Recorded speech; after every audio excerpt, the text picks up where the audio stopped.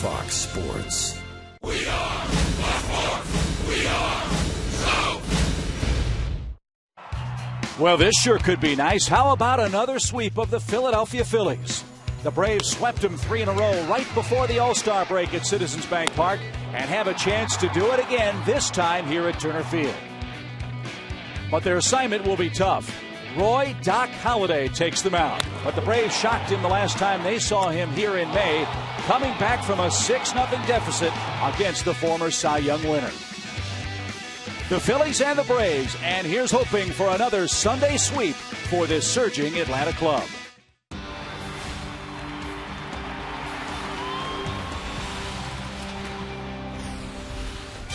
On a beautiful Sunday in Atlanta, it's time for a little house cleaning here at Turner Field as we welcome you to Sunday Braves.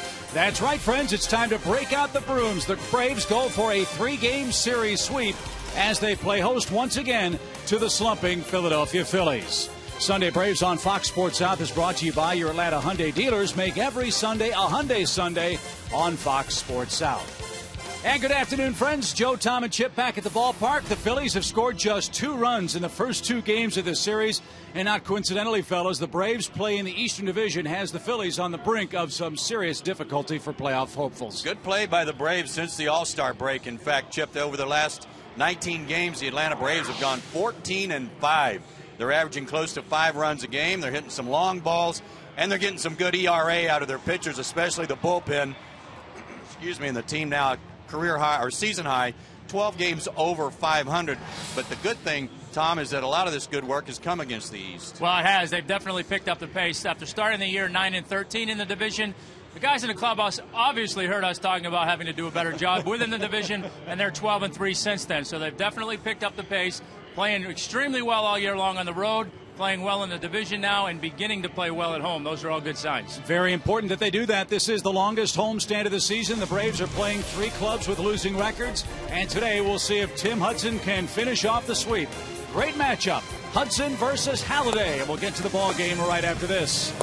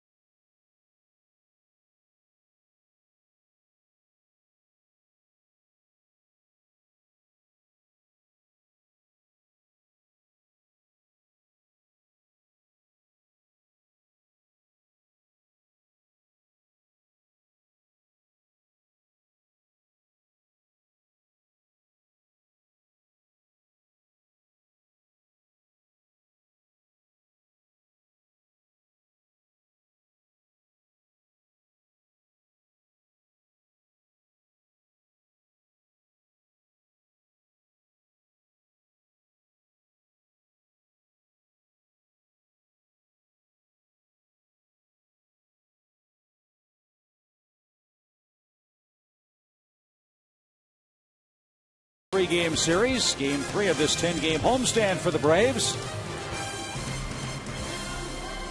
And Martin Prado and David Ross are in rhythm for their matchup with Roy Doc Halladay. Tommy and I've got to dance like that too. We just don't show anybody. Exactly. It is a family show. Here's the Phillies batting order. Rollins, Victorino, and Utley 1, 2, and 3 on the lineup card. Ryan Howard, Carlos Ruiz back in there. Nix Pierre, Kevin Franzen getting a start at third base for Philadelphia. And, of course, Roy Halladay back from injury and struggling a bit lately for this Phillies ball club. They'll be facing Tim Hudson, 9-4 on the year, making his 24th career start against Philly. In his last 7, he's 4-1 with a 3.0 ERA. So he's done some good work against the Phillies here lately. His 4 keys to pitching success today. He's been getting off to some rough starts, first and second innings. So today he's just going to start in the third inning and forget about the first 2. And it's a hot day. Tim, 6'1", 170, 100 and nothing pounds. He hopefully got his IV, and he is hydrated and ready to go on this hot day. He'll face Jimmy Rollins, the Phillies shortstop, to start the game. Here's an example. Here's an example of his struggles. 32, almost a third of his runs have come in the first inning, and almost half of his runs have come in the first and second innings. Just the mark of a good pitcher. I was going to say, I thought maybe on the keys, maybe we should just say, call Glav. Well, his key today, get that sinker going, a lot of ground balls, and have Mr. Giannis get on base ahead of him so he can bunt and take it to the dugout.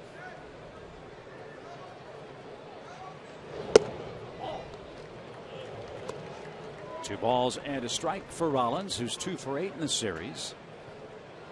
And just 7 for 35 this season against Braves pitching. Joe and Tom mentioned the weather at first pitch. 90 degrees, 36% humidity. There is a breeze. Yeah, that's not too bad. I thought it was going to be a lot hotter and still might get warmer.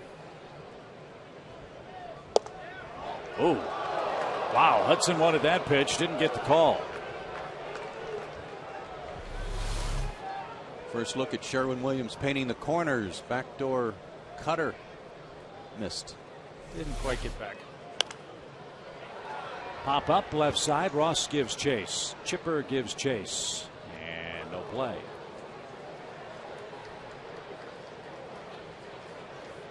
Good to see Chipper in the lineup today. Day game after the night game last night.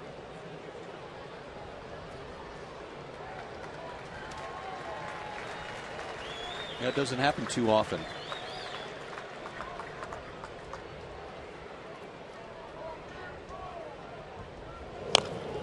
He put a scare into Freddie Gonzalez last night. Freddie noticed that on Chipper's new Twitter account, he had written that great night from Mike Minor, good clutch hitting, got to see the doc in the morning. And then he got to the ballpark. Freddie asked Jeff Porter, what's the deal with the doctor and Chipper? And he goes, I don't know what you're talking about. Another pop. David Ross is going to have a play on this one, however, and Rollins is out number 1. So Freddie said after losing sleep about it, and then I texted Chipper this morning, I said, what's the deal with the doc? He said, Doc Halladay. There's the, what do you call it? Is it a tweet? Or yes. It's not a twit. That's me. Yes. That's a tweet. Okay. Here's Victorino. Shane hitting .256, 8 homers, 39 RBIs. Don't know, but this may be a prime prospect on this Philly club that could be traded. As we have seen in years past, July 29th has been a huge day for Ruben Amaro at the trade deadline as the Phillies GM. Cliff Lee, Roy Oswalt, and Hunter Pence were all acquired by the Phillies in successive seasons on July 29th.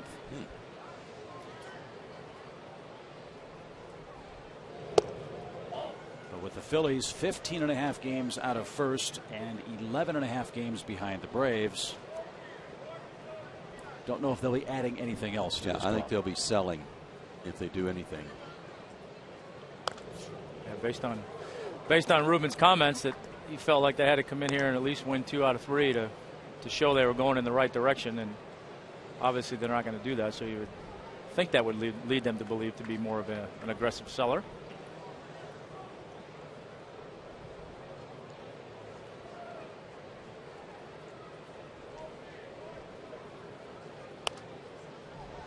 Teams that, at least if you believe the internet reports that have inquired about Victorino, include the Reds and the Dodgers. Boy, the Reds are red hot. They won 9 in a row.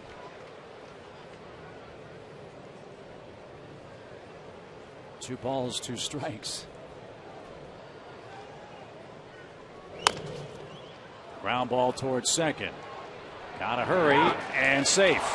Victorino beats it out.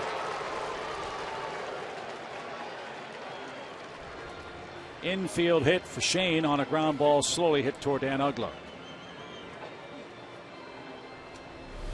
4 hits in the series for him, and a couple just like this one.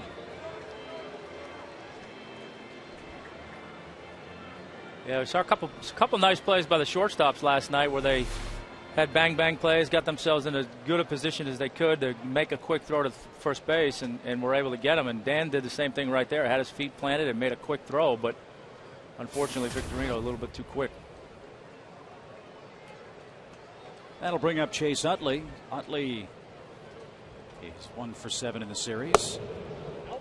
And that hit came last night. The only run allowed by Mike Minor. And guys, we can't sing Mike's praises enough, I don't think, after the job he did last night. He's growing up. There's no question about that.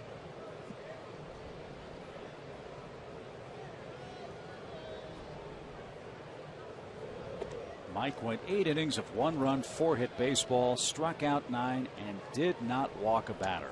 I love the comment that I read on the internet this morning where they asked him about his kind of the mental framework, and he basically said, look, I was tired of feeling sorry for myself and got ticked off and wanted to start going to do something about it. And sometimes you got to get to that point.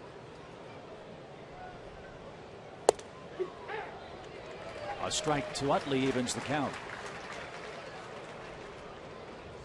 Yeah, the fact that he's not letting home runs affect the rest of his night. After he gave up the home run to Utley, he settled in. He and Kimbrel set down the last 16 in a row.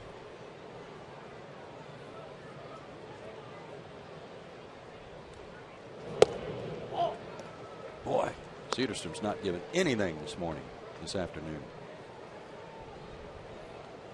So be careful with the man on deck. Ryan Howard's our Delta Airlines on deck batter. Great numbers against Tim Hudson. 2-1 pitch coming to Chase Utley, with Victorino aboard with an infield hit.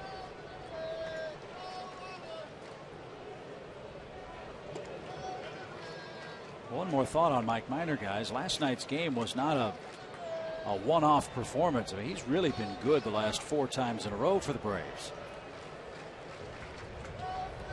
Yeah, he's like I said, he's committed to doing something about what's been going on. He's executing his game plan, and he's pitching confidently, and that's what makes a world of difference. Bell tie strike evens the count. 2 balls, 2 strikes. And as you have said many times, Tom, it's about consistency over the long haul. It's not real high peaks and low valleys. It's having some semblance of consistency from one start to the next, and he's beginning to develop that. Yeah, and like I've said too, it's tough that first year, and you got to remember he didn't have very much minor league experience, so he's essentially having his AAA year now.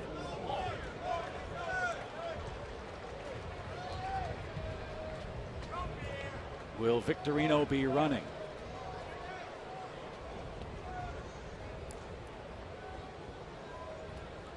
Our guess is yes. We say yes. So 2 yeses.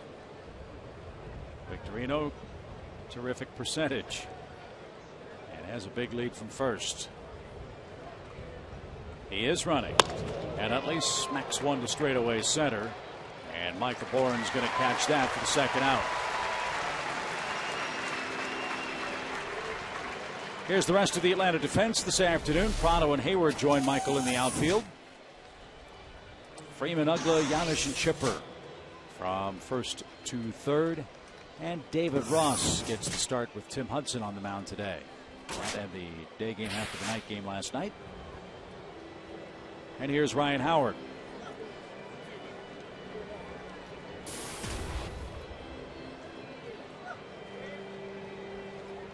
Howard's 1 for 7 in the series. And he struck out 5 times. Runner goes. Pitch a ball. Throw a strike. Inning over. What a throw by David Ross.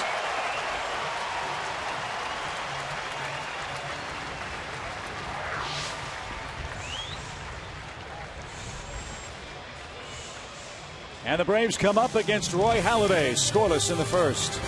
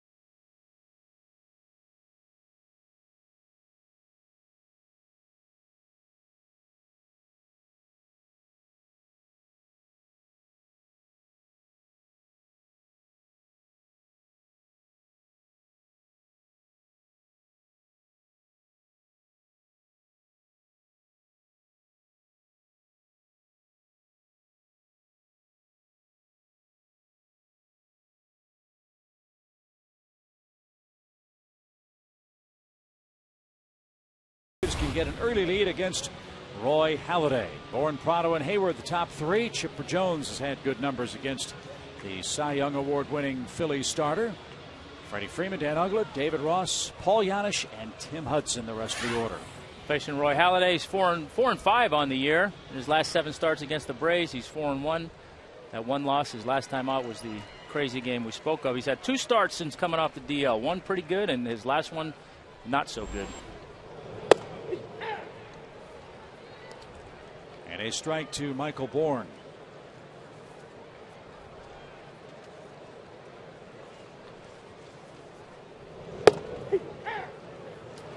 For Halladay, his 4 keys to pitching success today, strange territory. As Tom said, his last 2 starts, 11 innings, 13 hits, 8 runs. Ground ball to second. Utley takes care of Michael. And while he's got a good fastball, he is a cutter throwing machine, which leads you to believe that if he's given up that many hits and runs since he came back from the DL, that maybe his cutter's not working like it should. He also mixes in a curveball and a changeup. His fastball usually in the low 90s. And he certainly was missed, as you would expect him to be. Halladay missed 42 games while on the disabled list with a right lat strain. And during that stretch, without their stopper, their ace at the top of the rotation, the Phillies went 15-27. That was the second worst winning percentage in Major League Baseball. Only Houston was worse than the Phillies when Roy Halladay went missing. And guys, I think you would agree that the ripple effect of Roy Halladay doesn't just start with the starting staff. It also stretched into that oft beleaguered Phillies bullpen. Man covers up a lot of innings when he's right. A lot of complete games, but obviously a lot of wins too. That's the physical side of it, and then the psychological side of it is our ace is gone, our big horse is gone, and that has an effect on the club as well. To short, Rollins. 2 outs. Here's the rest of the Phillies defense. They had some problems last night. In fact, the Phillies committed 2 errors behind Joe Blanton, their Game 2 starter. Kevin Franzen gets the start at third base, and Carlos Ruiz back behind the plate. Yeah, I think there was a mindset even among a lot of people in Philadelphia as well, that even with Utley and Howard out, their pitching staff was going to keep him in this thing. But when Halladay gets hurt and Lee's 1-6, driven deep right. That ball is gone. It creeps over the line for Hayward.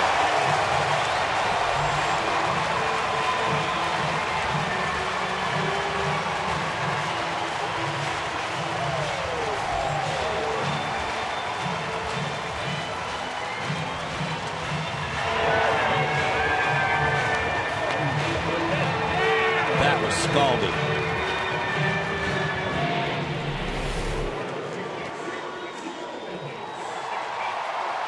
Right down the middle. ambushed him. I don't know if that was a changeup or a cutter that came back over the plate.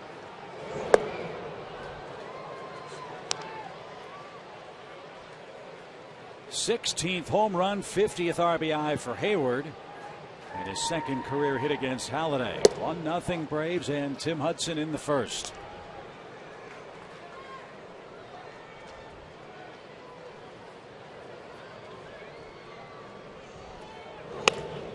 Now Chippers banks one into center.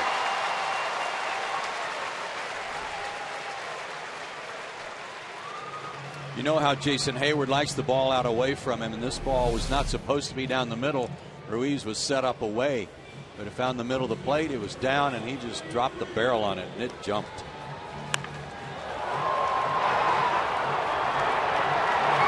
Lance Nix didn't have time to get to the wall. He was ready to play it off the wall, and it had enough to get out. Yeah, the only question was if he hit it too hard that it wasn't going to get out.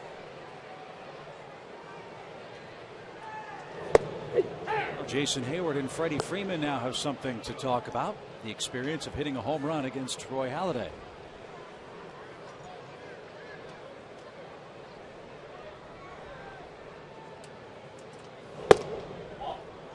Freddie's first big league homer came against the Phillies right-hander at Citizens Bank Park, and it was absolutely crushed.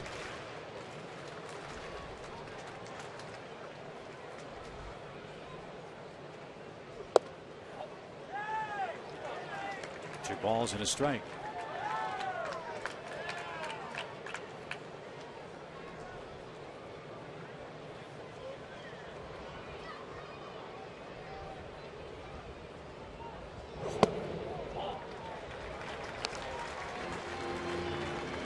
Mentioned the lat problem for Halladay. Does that have effect on control, Tommy? Is there... You know, I think any arm injury or any injury to a certain extent. You know, I mean, you go through that initial trying to find out whether or not you're healthy enough to go out there and pitch, and then once you kind of get through that point to where you're feeling good about your body, then you got to go out there and start pitching again. Chippers running. Freeman takes ball 4. Only the 16th walk issued by Halladay all season, and it keeps this first inning alive for the Braves. Yeah, you've got to get over the mental side of that first, don't you? Yeah, you do. And like I say, you got to trust that you can do what you want to do and that you're not going to hurt yourself, re-injure yourself. And then you got to kind of go through that process that everybody goes through in spring training, where you're bringing things along. You're trying to find your velocity, then your command, then your movement, then your breaking ball. All that stuff's got to come into play. That's what, that's why, the first time out, you see Ugla with very good numbers against Halladay. The first time out, I'm not surprised he pitched well, because you can kind of get out there and just fastball your way through it. But as time goes on, you got to bring that other stuff along. Driven down the left field line and fair and off the fence. Chipper scores. Freeman on his way to third. He'll stop there. Dan Ugla.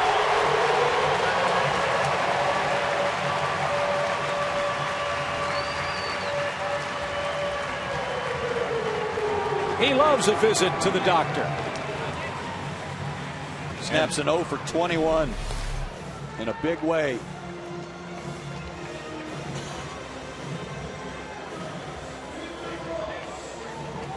Maybe that's the start of a big day for him.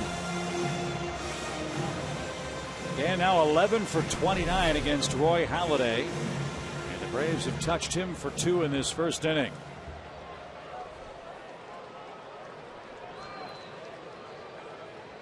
All of this trouble coming after 2 are out.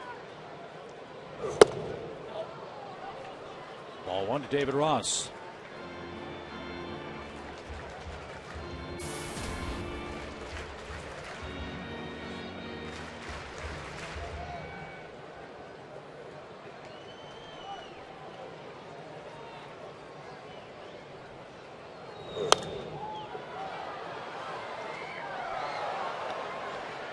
Like Juan Francisco, David Ross had good numbers when he starts. 26 starts on the year, 5 homers, 12 RBIs.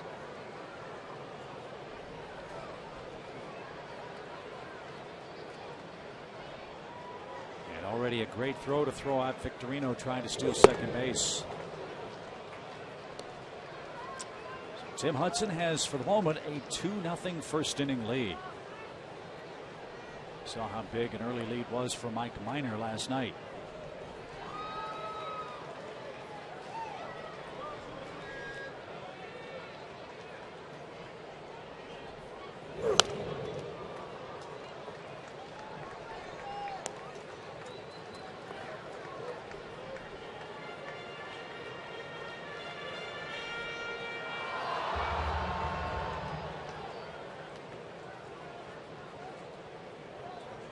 Freddie Freeman's at third, Dan Uggla's at second, David Ross a 1-2 pitch. And he is down on strikes, and that retires the side. The Braves put together 3 hits and a walk, all with 2 outs. It started with Jason Hayward's line drive homer to right, and then Dan Uggla doubled down the left field line to score Chipper Jones. Wait a minute, we're not sure yet. No. Yeah, David Ross thinks that ball hit the ground, and he ran to first, and Brian Snitker held the runners as the Phillies were running off the field, and then it was a swing and a miss on a ball in the dirt, which allowed him to run, and the Phillies didn't make a throw or a tag on Ross. So let's see. Yeah, first base was open, so you have to do one of those 2 options to retire the batter. And Charlie Manuel out pleading his case, and indeed the inning is going to continue. Heads up play for David Ross to prolong the first inning.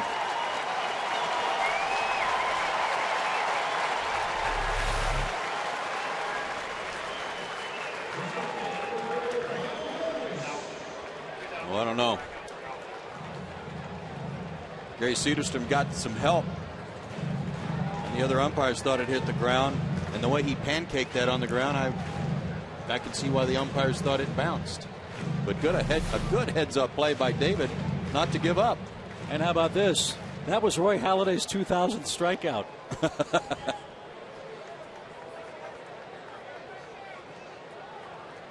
So the bases are loaded. The inning continues. Halladay will have to throw at least 25 pitches on this hot day. And strike 1 to Paul Janisch, the shortstop.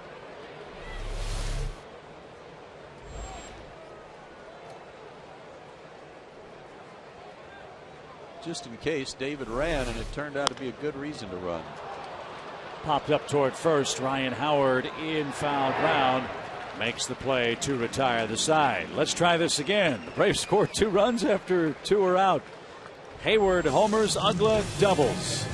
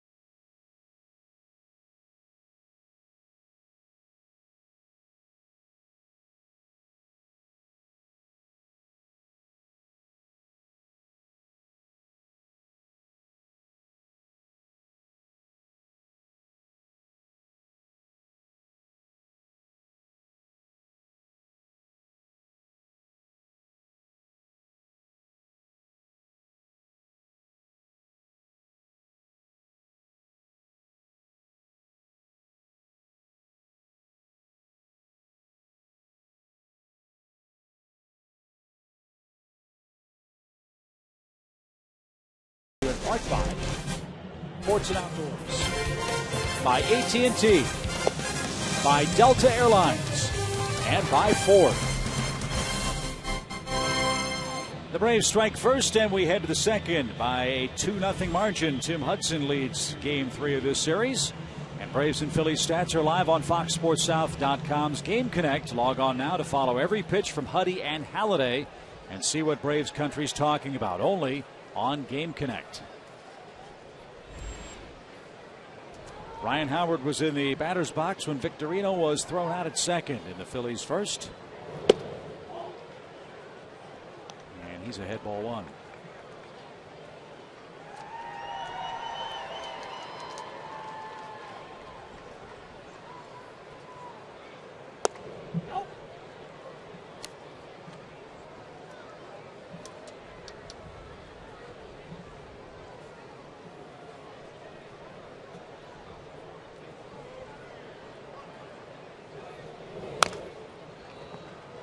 Where the Phillies really benefited on that play where Ross ran to first is the fact that Freddie Freeman didn't just kind of waltz home and score.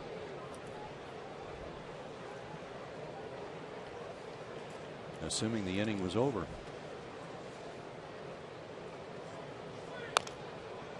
Rolled foul again by Howard. 2 balls, 2 strikes. I don't know what kind of look Freddie had on that play, but we looked at the replay, 3-4 times, and still aren't sure if it was in the dirt or caught. Yeah. Yeah, it's tough to tell. That's why you got to play it out.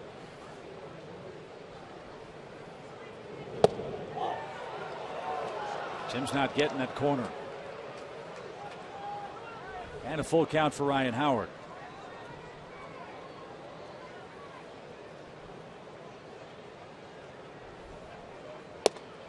Did he go?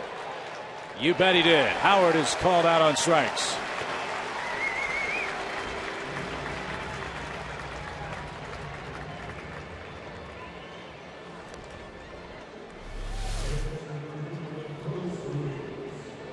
What do you think, Tommy? Oh, yeah. Way out there. Tim struck out 3 in his last start against Miami. Gave up some early runs in that one, but the Braves came back to win the game 4-3 for him. 3 strikeouts in 7 innings. Carlos Ruiz, a ground ball to second. 2 outs.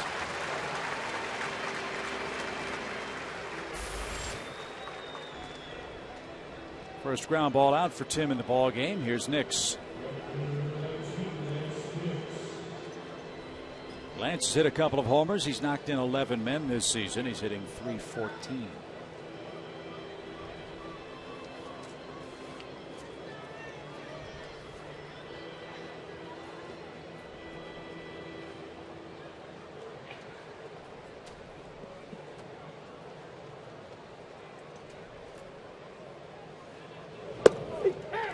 Nick's another Philly that's missed some time. In 2012, he had a left calf strain. Played in 7 rehab games with Clearwater and then Lehigh Valley. If this guy has any type of muscle strain, it's a serious injury because he's got a lot of them. He's not prescribing to have a little fat on your body because you can't pull fat. For whatever reason, this guy loves hitting here. Hudson just not seeing eye to eye with Gary Cedarstrom. Sherwin Williams painting the corners. Perfect. Must be a lot cooler down there because he's in no hurry to call strikes. No.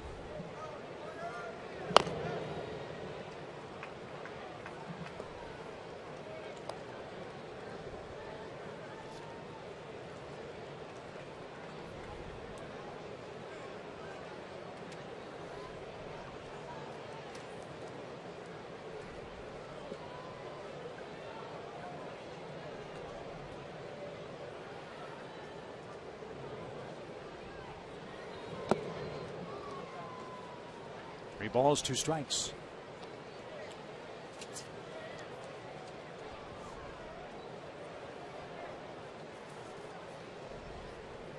Phillies are off tomorrow. They will open up a 3-game series with the Nationals Tuesday.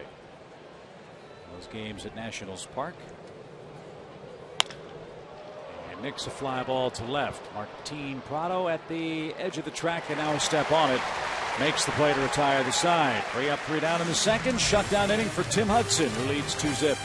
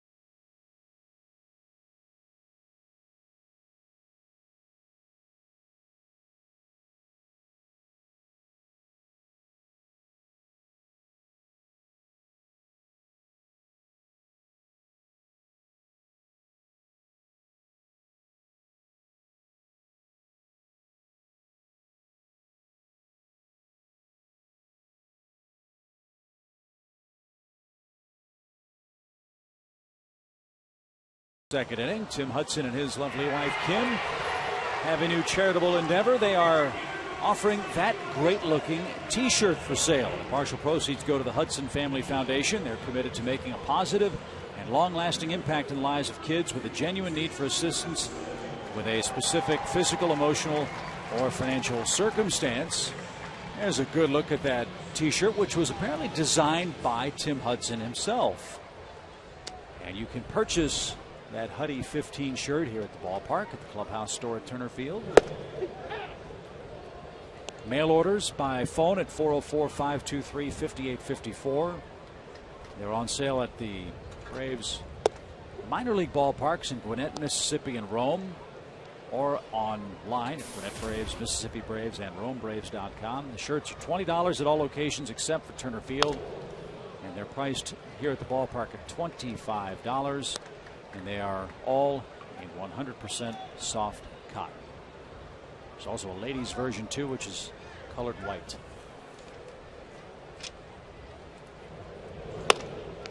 That one's off Halladay. And Roy won't have a play.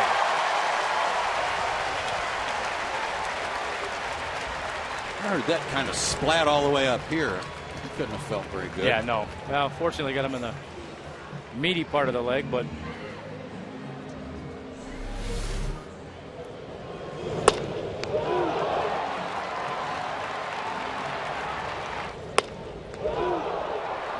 yeah, that's not typically a pitch you expect a guy to hit a line drive up the middle on, one that's in on his hands. No. Back to that T-shirt and the Hudson Family Foundation. They do a lot of really good things for kids. Make-A-Wish Foundation part of that too. All a good cause for that shirt. Yeah, Tim and Kim very involved, good people, do a lot of great things around here in Atlanta and certainly back in the Auburn area where they live. So we thank Kim and Tim and the foundation for sharing the shirts with us, and hope you'll wear them next time you come to the ballpark.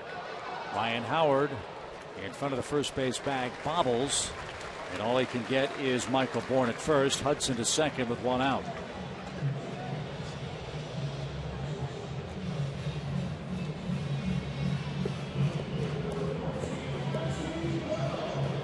I think one of the things you said earlier today too, Tom, was for Giannis to get on and Tim to bunt him over, not for Tim to lead off an inning and have to run the bases for a whole half inning. Yeah, that plan's not going according to plan just yet, but you know, we get a double right here, score Huddy, keep the inning going. He'll get his chance to rest. Another ball ricochets off Halladay. This one might have caught him above the right shoulder. Well, he's a pinata right now. Hudson's at third with 2 outs.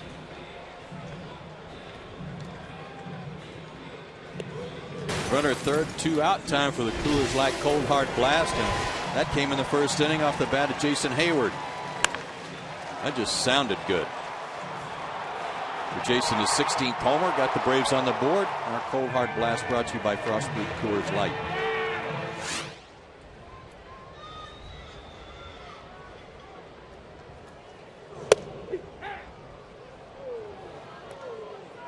That was called a strike to Jason.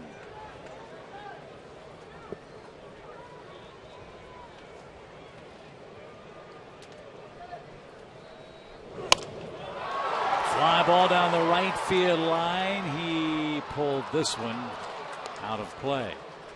0-2.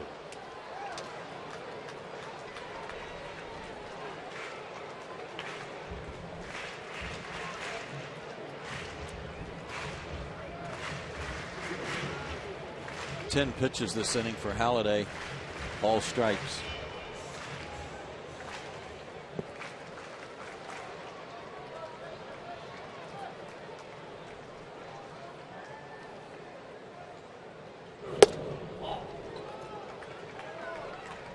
Knew he couldn't go the whole inning. No.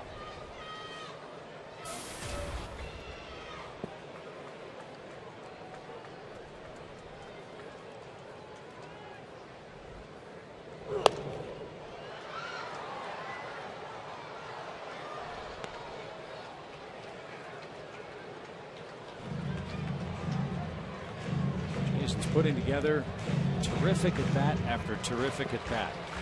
Seemingly 4, 5, 6 pitches every time he's up there. Making Halladay work here. Spoiled another tough pitch.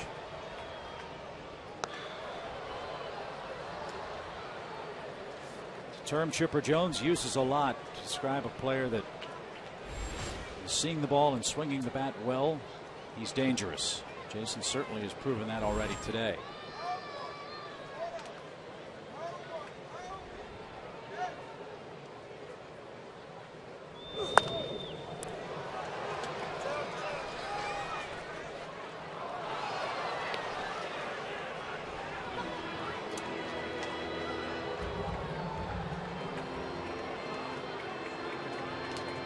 More than major league average in pitches per plate appearance for Jason.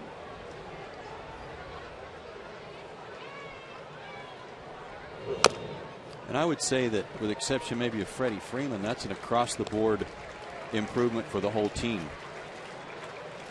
They'll go through stretches where maybe they get a little antsy and chase some pitches early in the count, but all in all, Greg Walker's really been a good influence, he and Scott Fletcher, on these guys, and being patient and getting a good pitch to hit.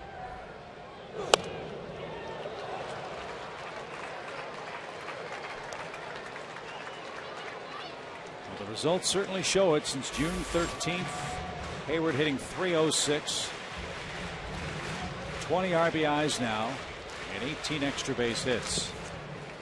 On base percentage around .380.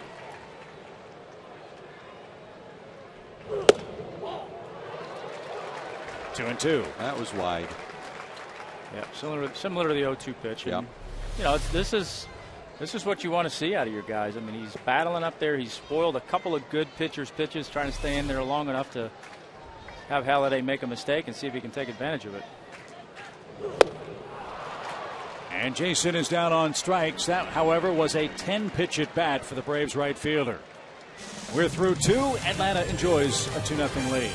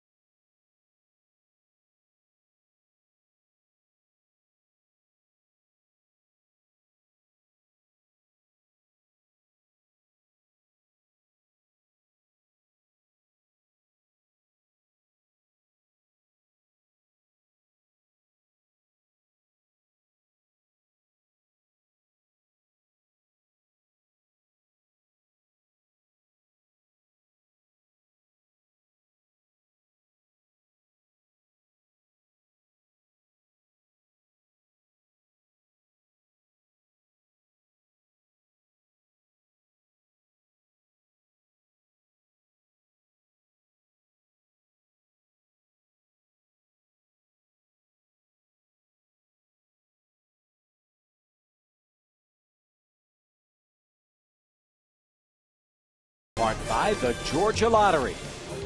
By Jamison Inn.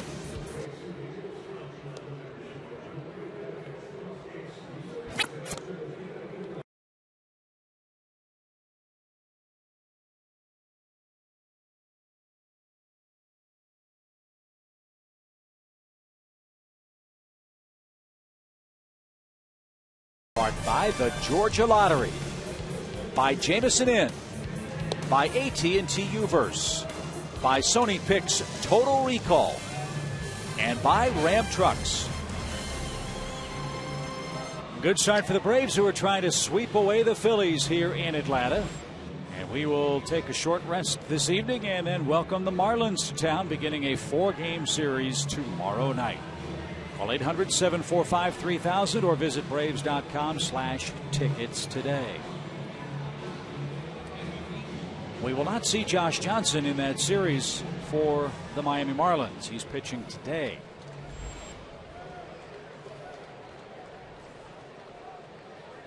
As Juan Pierre leads off the third, Braves pinch in at the corners. And from what we understand, the scouts section at Marlins Park is filled up, watching him pitch in his last start before the trade deadline. Well, if his finger's okay, and remember he had come out after 6 innings against the Braves because of a callus that had built up under his middle finger on his right hand. If he pitches anything like he did against the Braves, he's going to have a lot of people impressed.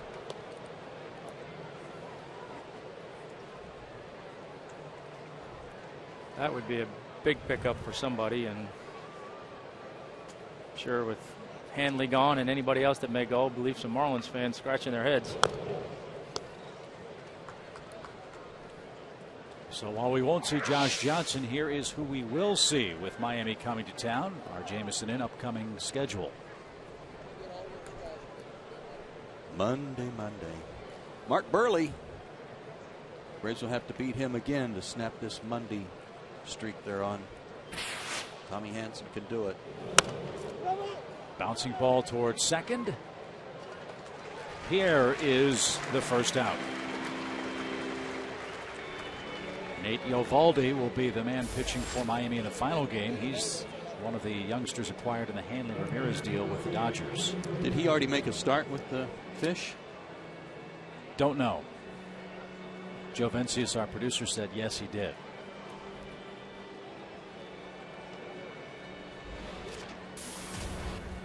Here's Kevin Franzen, good year at AAA. 99 games. This guy's got a lot of big league experience. He's been in the big leagues at different times with the Giants, also spent some time with the Angels. Did not play in the big leagues last year.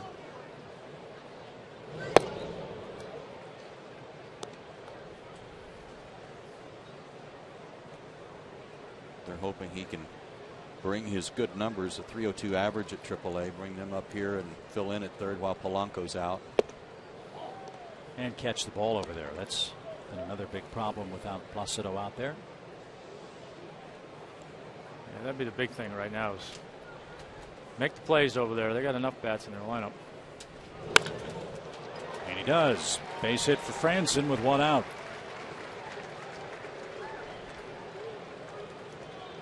Welcome back to the big leagues, Kevin Franzen. A 1-out single in front of Phillies pitcher Roy Halladay. Sinker that came over the plate, but didn't quite finish as low in the zone as Tim would like. Eovaldi did make a start, Chip. 5 1/3 innings, 1 run against San Diego, and won the game. So he's off to a good start with the Fish. Halladay pushes a bunt foul. And Hudson ahead with strike one. Well, Tom, to your point, a lot of folks in Miami are very upset with what has taken place, with the way the Marlins are dismantling their team again. But really, if you analyze it from a baseball perspective, they got good players back in the Omar Infante deal. They saved $40 million in payroll to go out in free agency next year, with Hanley Ramirez being shipped out to the Dodgers. Yeah, I'm not sure. And I'm not sure that whatever they could get in the free agent market would be an upgrade on Hanley. I mean, he's a pretty darn good player, but I know there's high expectations down there this year, and rightly so. But that's the unknown part of the equation. When you bring that many new guys into a ball club, you don't know how it's all going to mesh that first year through. And I'm just kind of surprised from that standpoint that halfway through the first year they're ready to start shedding some pieces. Upstairs, 1 ball, 2 strikes. Well, especially, excuse me, Chip, but especially just a week or 10 days before they'd made a deal for Carlos Lee. Right. To try to help them out a little bit and pump up their offense. Well, which team were they? Were they the team that was so good in May? Or the team as Halladay bunts that foul and is struck out? Or are they guys the team that can't get out of its own way in July? I thought they were going to be really good. They had a guy at the end of the game in Heath Bell who's been doing it really successfully for the Padres the last 2 or 3 years. And they added a strong starting pitcher in Burley. I thought they were going to be very good. Yeah, I think there's every reason to believe that they were. And, Heath Bell's obviously struggled in his role down there. But, like I say, if you're looking in the long run, you'd think, all right, well, let's just get through this year and take a go at it next year. We still got a good team. Right. Everybody's been together for a year. They kind of know the lay of the land, what to expect, how things are done. A lot of the distractions of getting used to everybody is gone, but they don't seem to be in that mode. No balls and a strike to Jimmy Rollins. And a little squibber in front of the plate. Ross will pounce on it and throws a pellet to first. Tim Hudson is through 3 innings with a 2-0 lead, and Chipper's coming up when the Braves return for the bottom of the 3rd.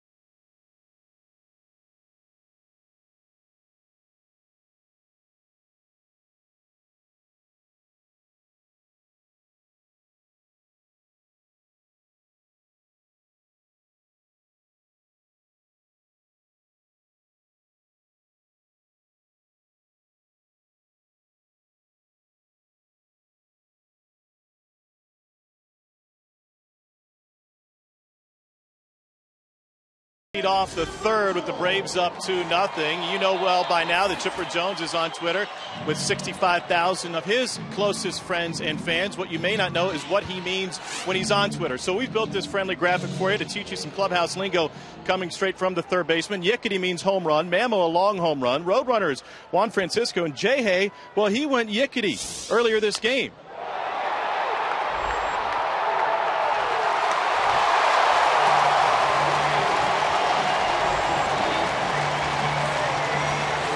Guess who just went yickety there? I don't know if it's Mamo or not, but Chipper has added to his total.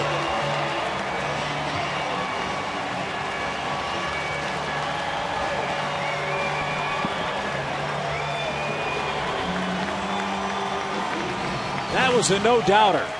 I think that was Mamo. Well, he added to some pretty incredible numbers against Roy Halladay. 10 for 18, 3 homers now for Chipper. So he moves into sole possession of second place for most extra base hits by a switch hitter, passing Pete Rose. 464 homers now for Chipper. And 1,604 RBIs as a primary third baseman. Howard at first and makes the play for the first out.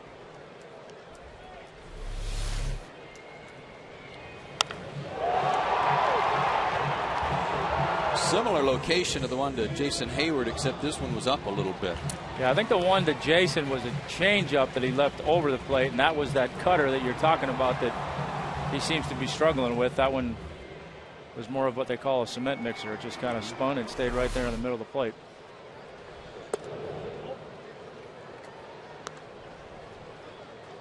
I can't remember a game that Roy Halladay has pitched where we have seen so many pitches up and in the middle of the hitting zone. Well, and I can't say that I'm surprised knowing kind of the process, you know. I mean, that again, that first time out, you know, you don't have too many expectations. You're just trying to feel good, and then beyond that, then you're starting to try and make pitches, and it's not easy to get back into that mode for where you were. Everything kind of takes its time to come along. Your stuff is usually the first thing that's there. You know, your location comes along a little bit, and then your breaking stuff comes along a little bit. So he's kind of going through that process right now. And he struck out Dan Ugla, who asks if it was a strike. Dan 1 for 2 in the game. Third punch out for Halladay.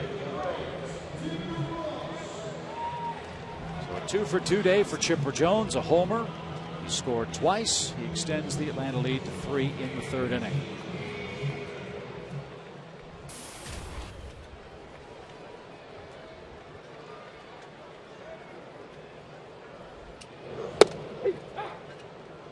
Strike to David Ross. Ross was Roy Halladay's 2,000th career strikeout. And he reached first as the ball was ruled in the dirt. First base unoccupied. Ruiz neither tagged him nor made the throw to first base, and the hitter has the ability to advance to first on that play. Phillies thought the inning was over. It allowed Paul Janisch to come up and bat, and he popped out. David with a shot into left field. That'll drop. An 0-2 pitch that Ross didn't miss. And he's aboard for the second time. He likes reaching this way a whole lot better, though. He looked bad on the breaking ball before, and it looked like he got another off-speed pitch and stayed back a little better on it.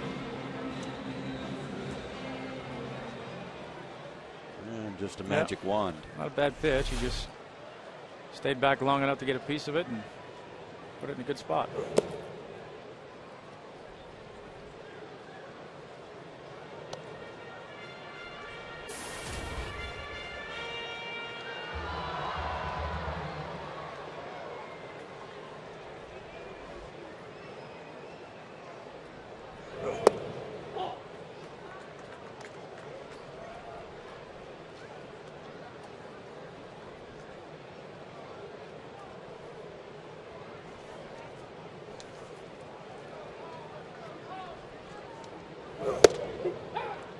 That caught a corner. 2 balls and a strike.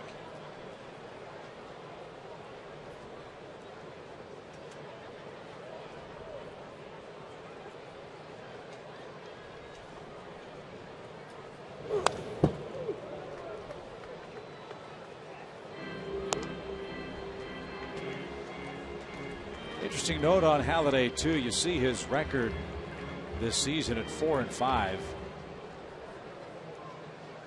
On July 23rd, the Phillies rallied for 4 runs in the bottom of the 9th inning to win that game 7-6. It was the 3rd time the Phillies saved him from a loss after he left the game on the losing side of the decision. So it's been a rough year for Roy Halladay and a rough game today for him here in Atlanta.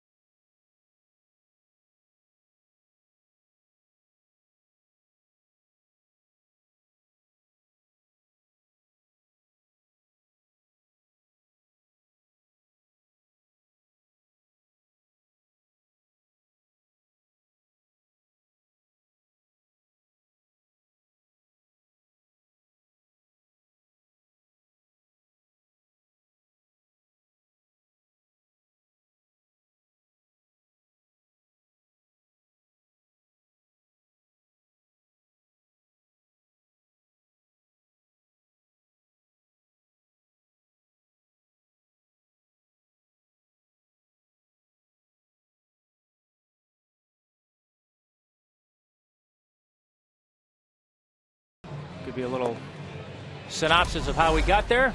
Bottom of the first inning, Jason Hayward. Solo shot into right field made the score 1-0 Braves. That was followed up in the third inning.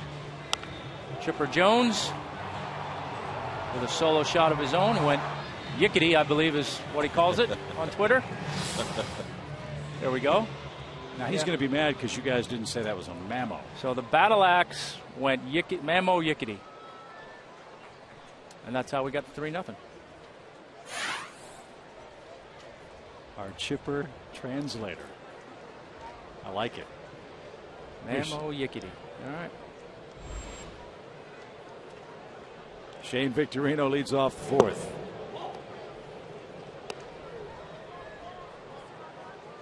Now we need you to come up with some pitching terms for Twitter now that you're a veteran. I'll have to work on that.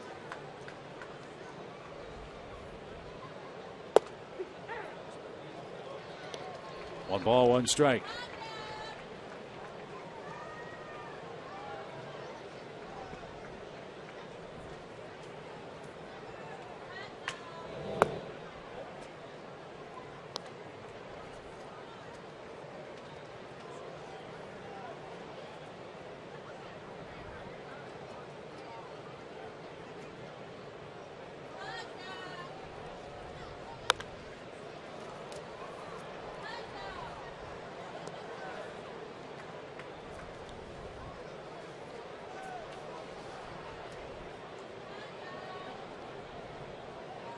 Victorino, an infield hit.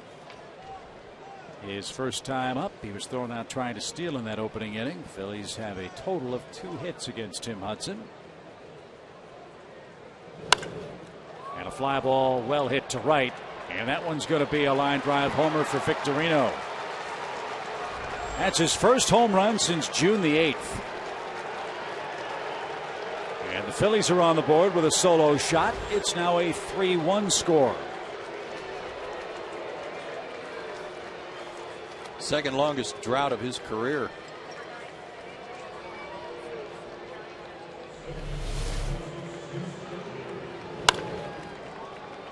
Yeah, kind of like Chipper's home run. Trying to throw the slider in on the hands, didn't quite get it there, and for a left-handed hitter, that pitch that's in that doesn't quite get in, they love to drop the barrel of the bat on that, and it goes a long way when they do.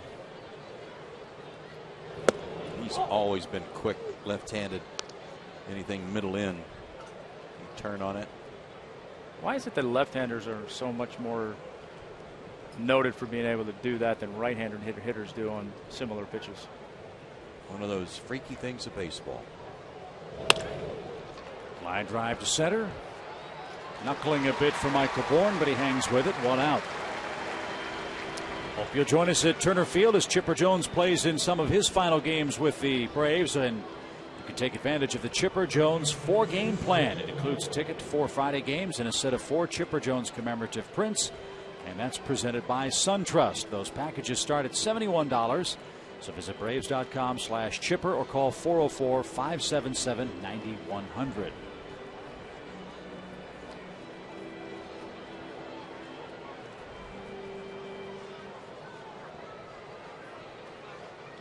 Ryan Howard was called out on a check swing in the Phillies' second.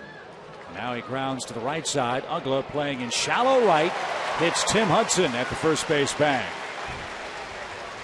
A 4-1 put out. Howard hit it into the shift.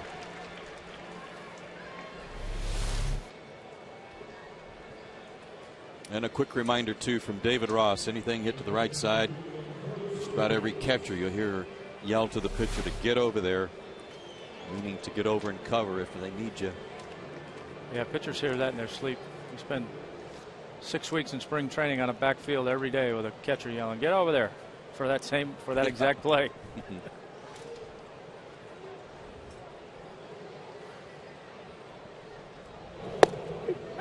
A strike to Ruiz.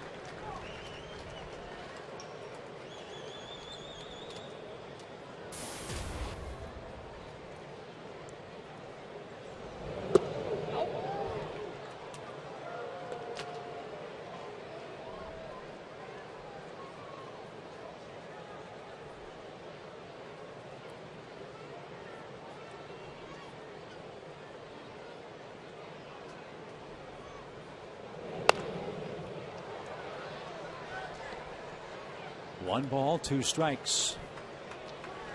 The Braves start play today, 4 games behind the Nationals. Braves have won 4 consecutive games. Washington is in Milwaukee today and losing early. So we'll keep an eye on the Nationals and Brewers as we move along this afternoon.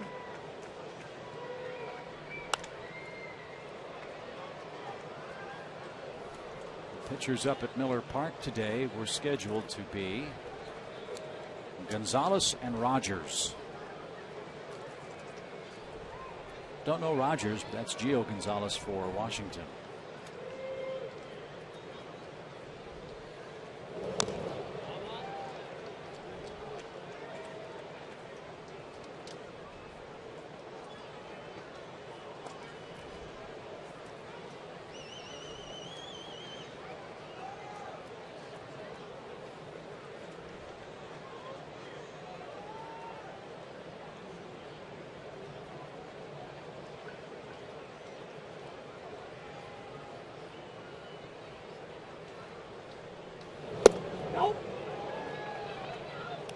Two and two. White Sox made a deal last night getting Francisco Liriano from the Twins, try to help their starting staff. White Sox lead the Tigers in the Central. 2.5 game lead over Detroit for Chicago's American League club. They've won 5 straight games. They're the hottest team right now in the AL.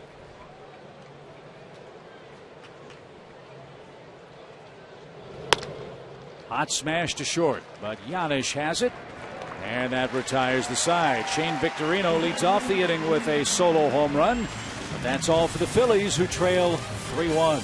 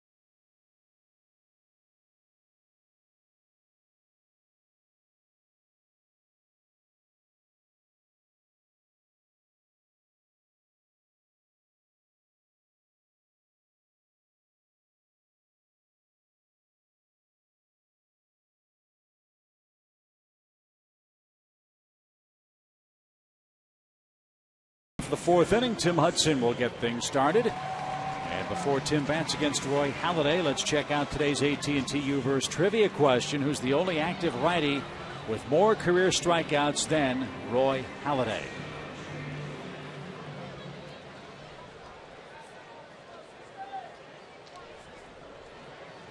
Halladay has 2,003 strikeouts up to the pitch. David Ross was number 2,000.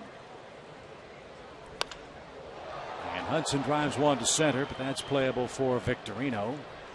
And there's the first out. Good out by Tim. Yes. Try to go yickety, you miss. Just turn around and go back to the dugout. Let's go City.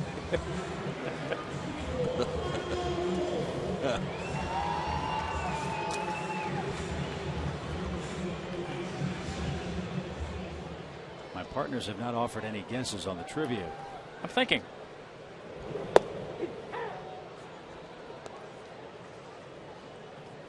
I'm still engrossed in calling the action. I'll think about it when the inning's over.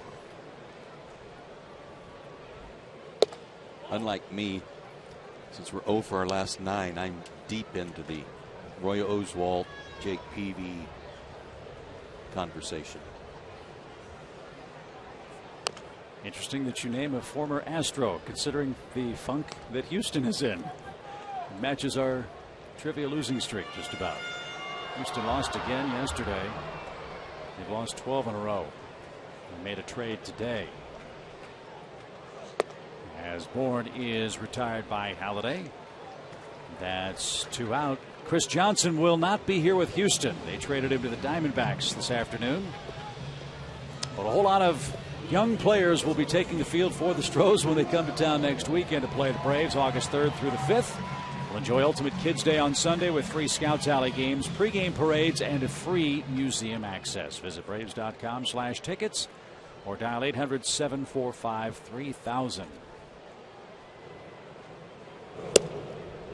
Can't help but feel bad for Brad Mills. Good baseball man. Last couple of years, Houston's traded all of their really good major league players away. The Astros start today's action 34-68 for the season and only 10-41 on the road.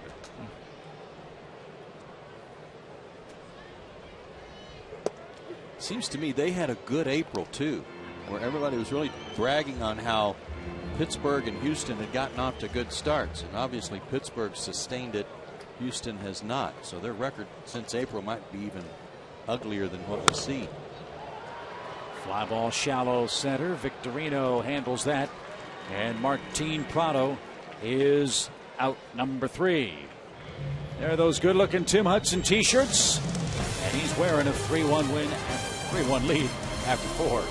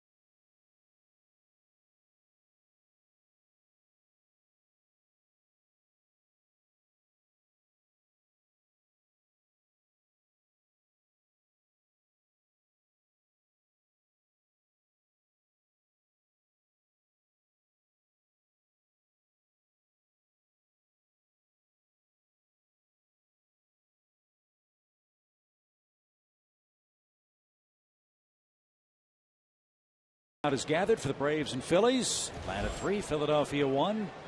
As Nix, Pierre, and Franson are coming up to face Tim Hudson.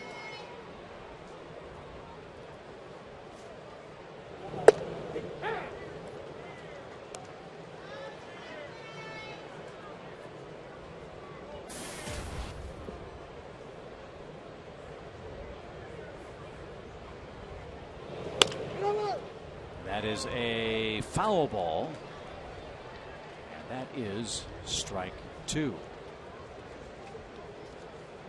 Sunday Braves on Fox Sports South is brought to you by your Atlanta Hyundai dealers. Make every Sunday a Hyundai Sunday on Fox Sports South. Joe Simpson, Tom Glavine, Tom Hart, Chip Carey at the ballpark. A hot Sunday afternoon. Braves trying to sweep the Phillies for the second consecutive series. Braves took care of them right before the All-Star break.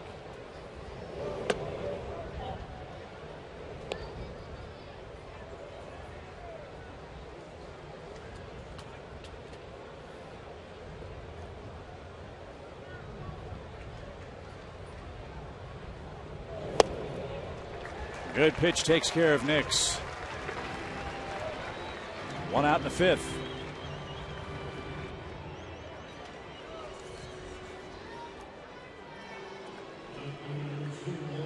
Fans, Georgia Power EarthSense commercial energy efficient program offers rebates to encourage business customers to incorporate high efficiency measures into their facilities. That's Georgia Power Energy tip.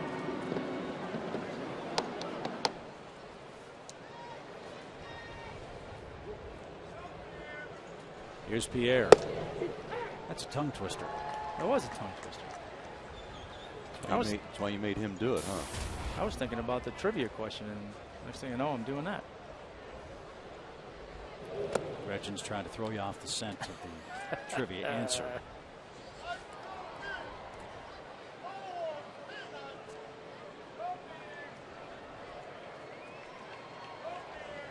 .71 pitches for Tim. He's scattered a run on 3 hits. The run, a Victorino homer. And a comebacker. Giannis couldn't unload.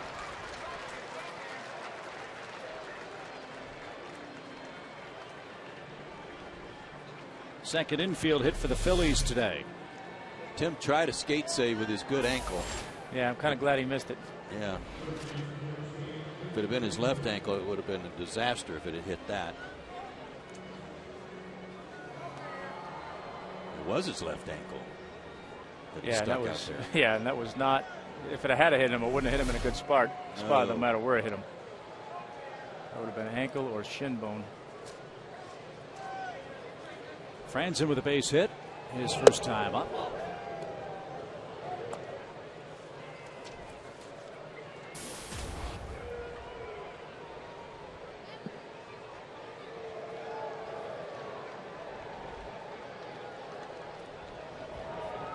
Gotta feel good for this guy, who, as Joe said, has had some major league experience prior to this season for the Phillies. Has not appeared in a major league game since September 26th, 2010, while with the Angels. And in his first big league at bat since, ripped a clean single to left field.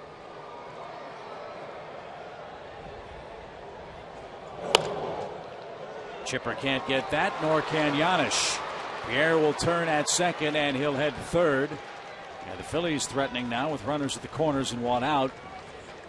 And Roy Halladay coming up. He hit one hard, and he hit one in the right place.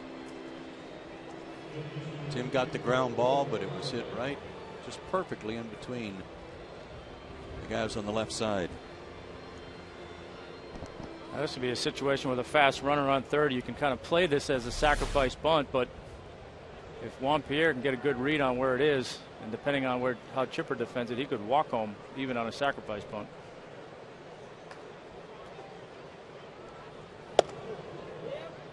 Did Halladay offer? He did. Strike one.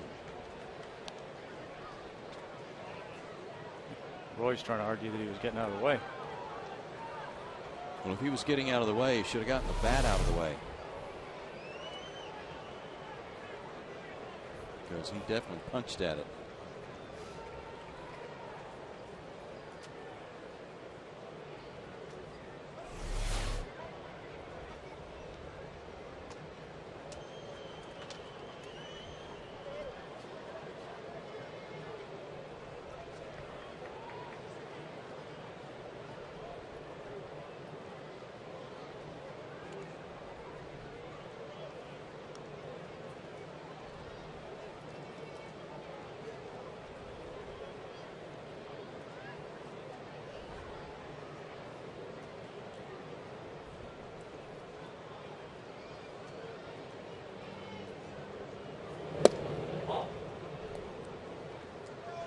One ball, one strike.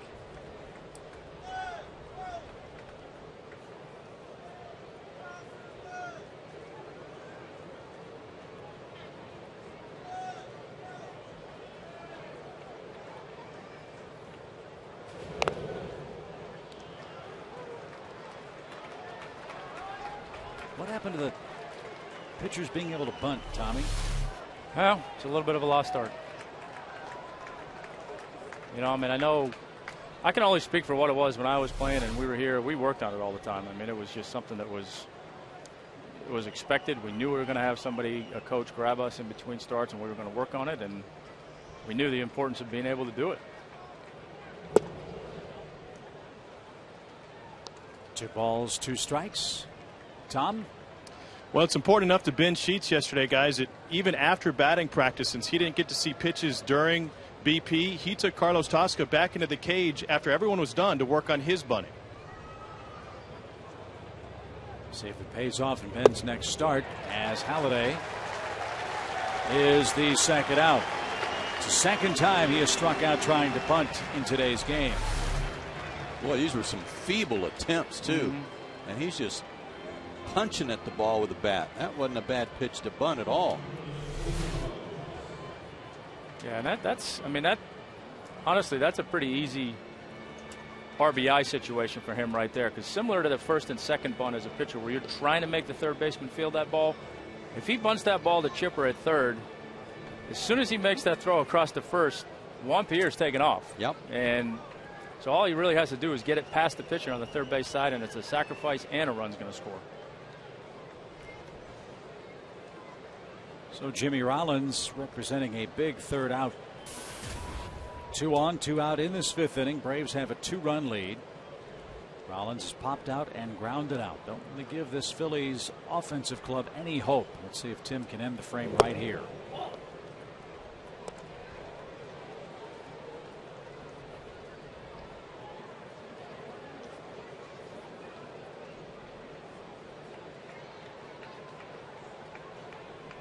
Pierre reached with an infield hit. Kevin Franson singled him over to third.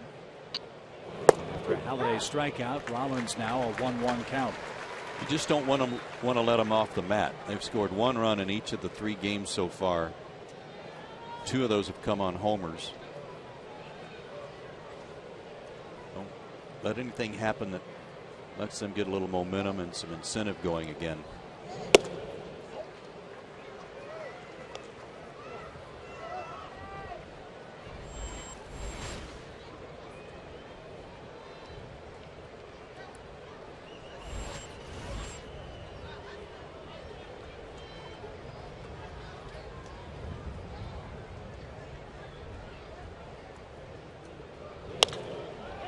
Fly ball shallow center. Michael Bourne coming in and puts it away. Job well done by Tim Hudson. 2 on, 1 out in the 5th inning, and he gets out of trouble. And he preserves a 3-1 Atlanta lead.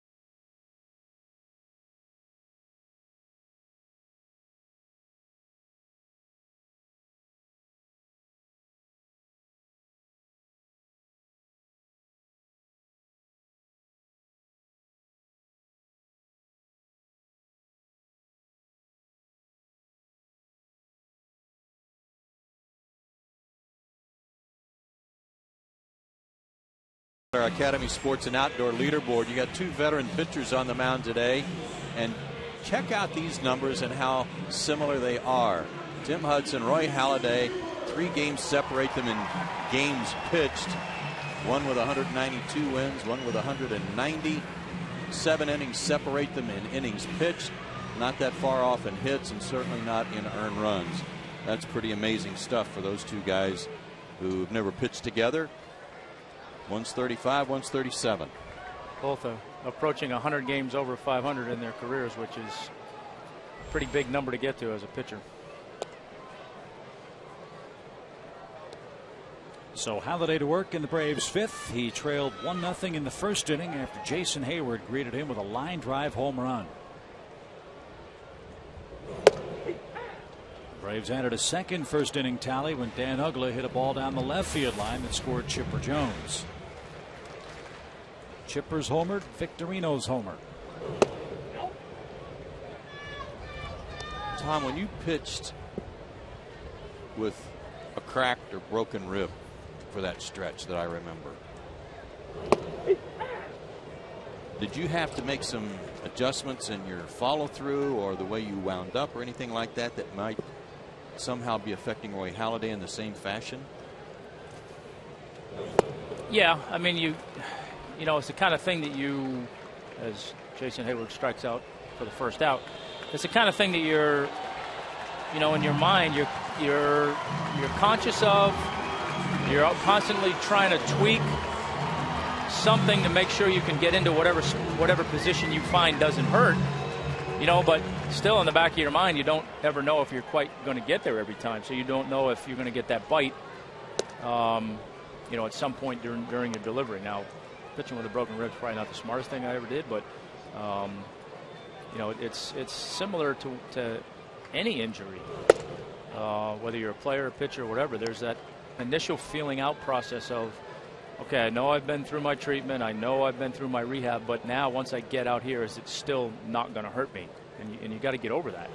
Well, and how much can you deal with? How much can you, the pain threshold? Mm-hmm. You know, and then the flip side sometimes is you make adjustments to get you off of that pain, but in the long run, they're not good adjustments. They get you into some bad habits. That's what I'm wondering about with him. And it could very well be. I mean, or it could just be the normal progress of his command's just not quite there yet. You missed 2 months. I mean, this might be like spring training again for Halladay, right? It is, to a certain extent. I mean, obviously his first 2 starts back, he's, you know, 95 and 80 pitches and or, you know, in that range. He strikes out Chipper Jones, who thought he earned a walk. Let's not forget, Halladay has struck out 7 men today. Yeah, and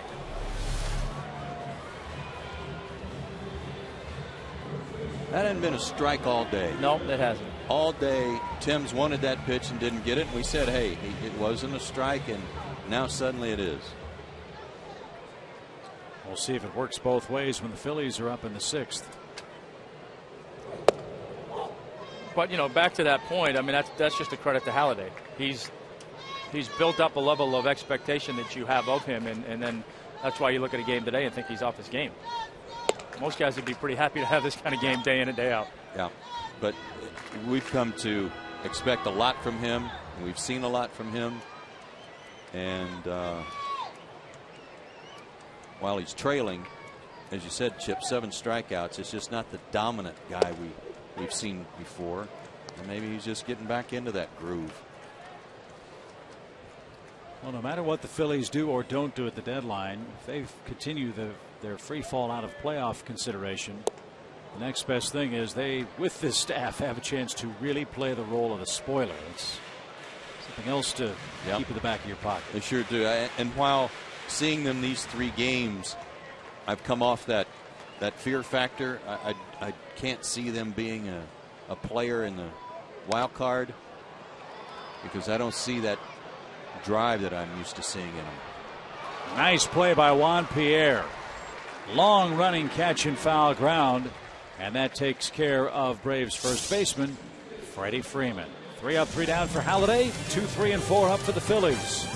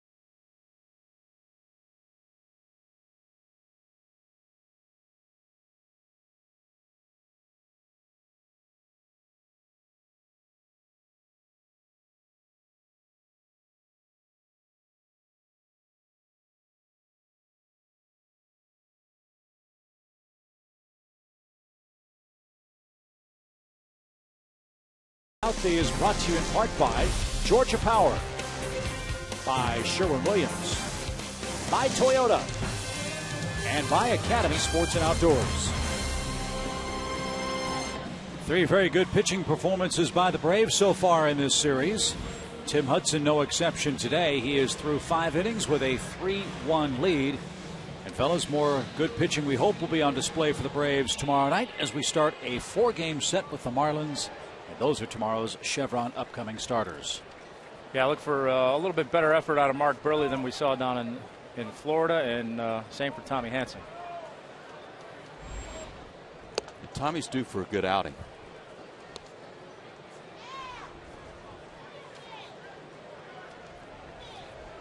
Tommy coming off an amazing 5-inning game where he walked 7, struck out 7, allowed 7 stolen bases, but Tom and Joe only 1 run, which is pretty amazing. And got the win.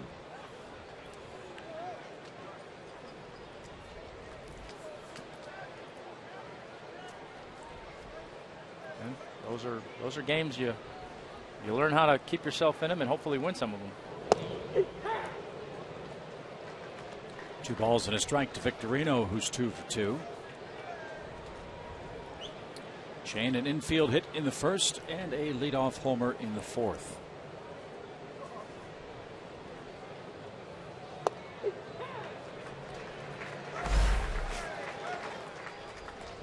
Here's that solo home run, little cutter that finished down on the inner third rather than down in off the plate, and pitch Victorino likes a lot.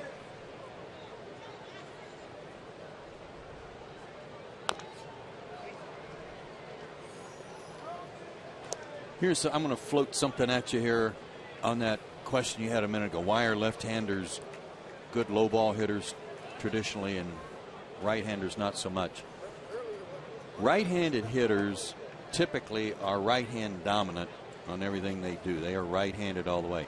A lot of left-handed hitters, not necessarily. They might throw right-handed and do a lot of other things right-handed. But that bottom hand, that right hand,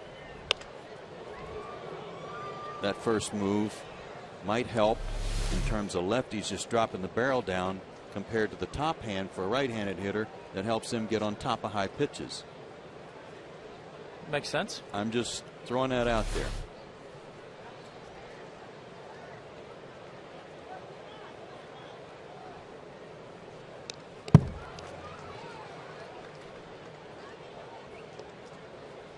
Victorino stayed alive. 2 balls, 2 strikes.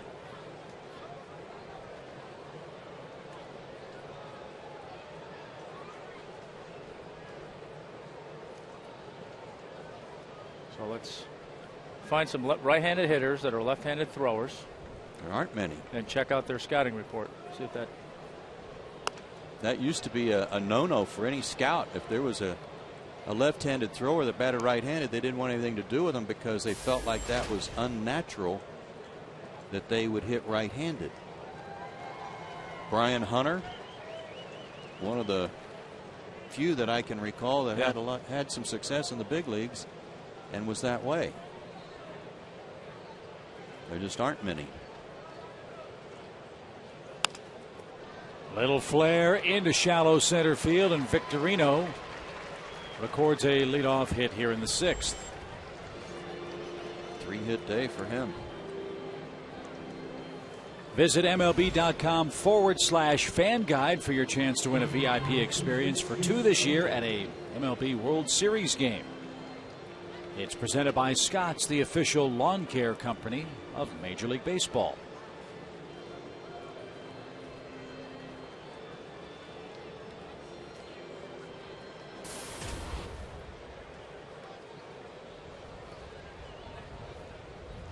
Chase Utley has hit the ball hard to center field twice, and he's 0 for 2.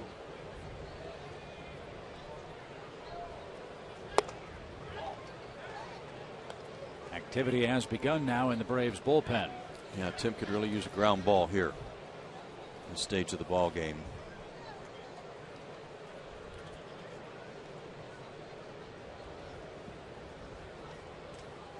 Rare to see Tim with just 5 ground ball outs into the 6th inning.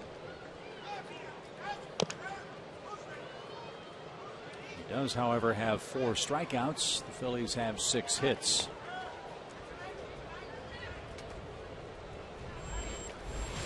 Three by Victorino, 2 by Franson.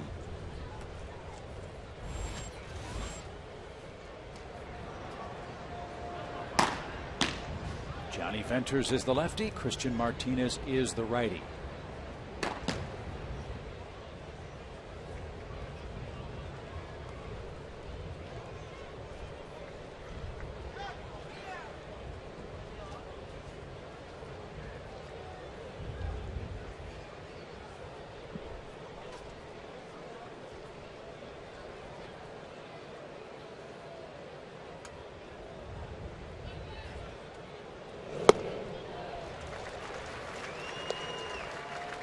That had some bite to it. Yeah, it did. Boy, better ones of the day right there. Uh-huh.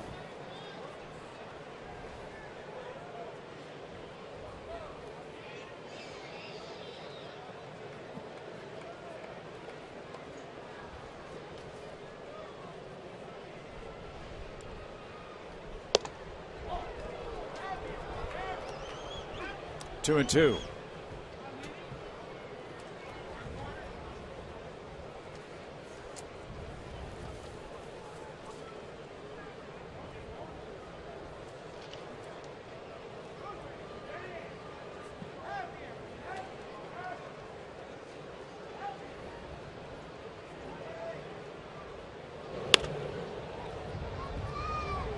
Fly ball toward left, and that's into the seats.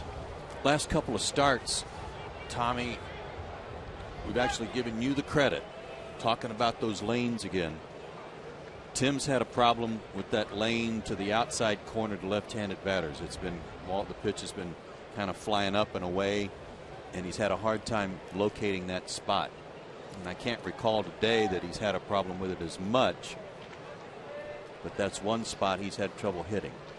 Yeah, he said it a couple times today, but didn't get the benefit of the call. Right, right.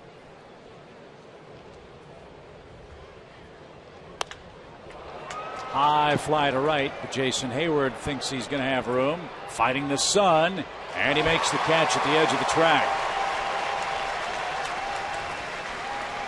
Utley gave it a ride, but is retired. 1 out.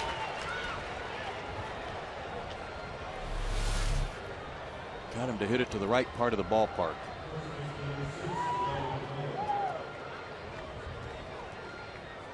Nice job of battling the sun and staying with that ball.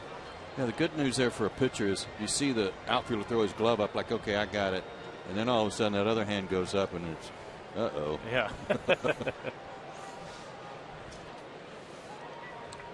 Let's see if Tim can get a ground ball from Ryan Howard. He did last time up. Lands 0 for 2 and has struggled at the plate in this series. He's 1 for 9 and has struck out 6 times against Atlanta pitching.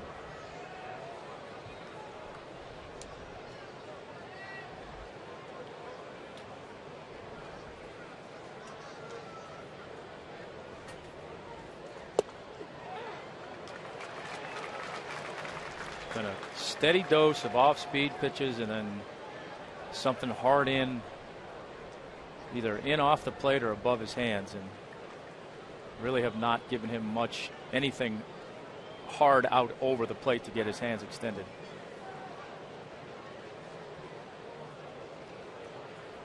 Got to figure Ryan will be better offensively next season for the Phillies, coming back from the Achilles injury suffered on the last play of the year for the Phillies last season in postseason play.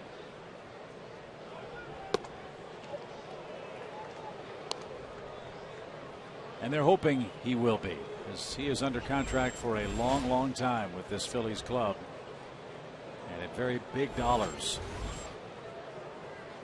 As we've shown you throughout this series, when Howard's productive, he is an awesome offensive player. The last 7 years, more homers and RBIs than any other player in Major League Baseball. Tim just tried to get him with that backdoor breaking ball, and he put it in a good place off the plate, because if you throw that pitch for a strike to this guy, the way he can go the other way, it's dangerous. Howard strikes out again. He's swinging at the invisible baseball in this series.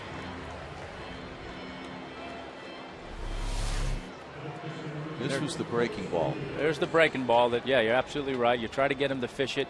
You keep that outside part of the plate in his mind, and then you come back with a pitch that starts in that same lane again. And you know, Ryan's thinking it's that slider that's going to come back over the plate again, and it doesn't. It goes the other way, and can't keep his bat on.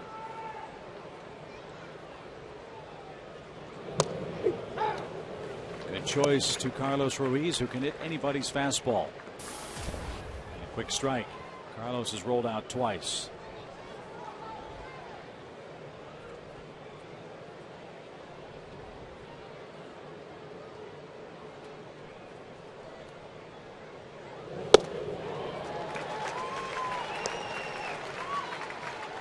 That two-seamer was chasing him all the way through that swing. He just couldn't get rid of it.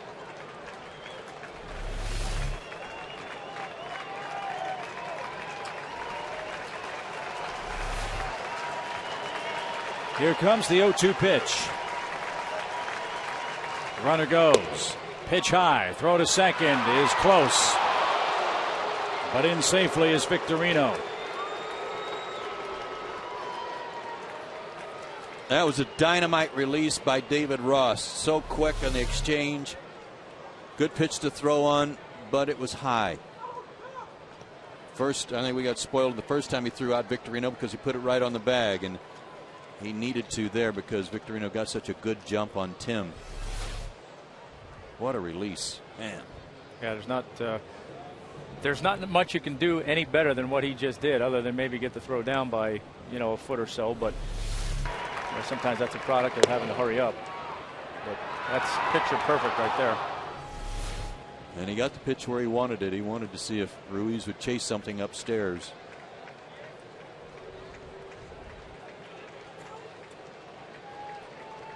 See if he goes back to that slider off the plate or the changeup down in the dirt.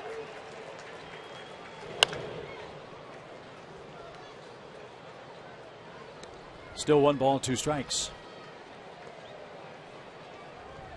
106 pitches for Tim Hudson now. Just the second time in his last 6 starts that he's thrown more than 90 pitches in a game.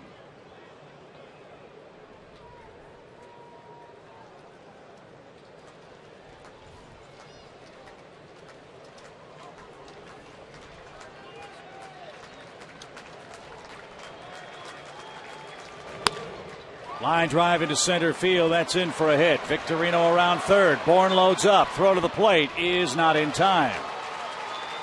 And Carlos Ruiz with a big 2-out hit for the Phillies cuts the Atlanta lead to 3-2.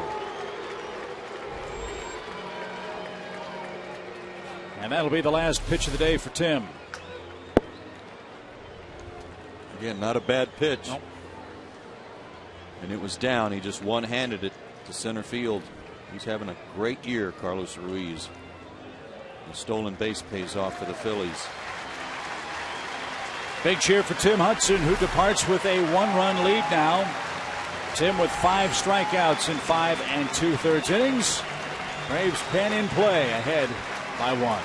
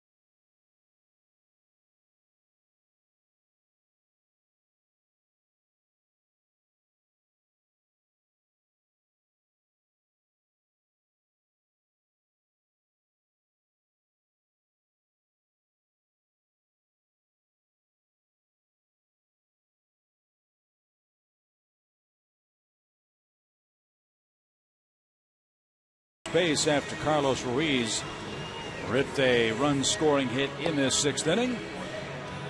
So it's time for our first AT&T call to the bullpen for the Braves, and this call answered by left-hander Johnny Venters. See Johnny in his 3 games since returning from the DL, 4 innings, 2 hits, a couple walks, 6 strikeouts. Pitched here the other night in this series and pitched his way out of a little bit of a self-induced bases loaded jam. Had a couple strikeouts, so it's a big out right here for him, for Huddy, for the Braves. And it's Hunter Pence, not Lance Nix.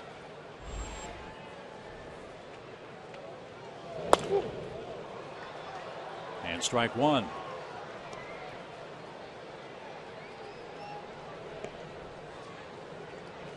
Pence 1 for 3 in his career against Venters. And another Philly that's slumping. He's just 9 for his last 59.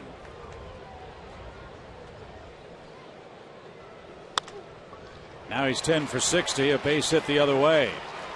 Ruiz stops at second. Venters unable to retire his first batter faced, and the Phillies have the go-ahead runners aboard now with 2 outs in the 6th.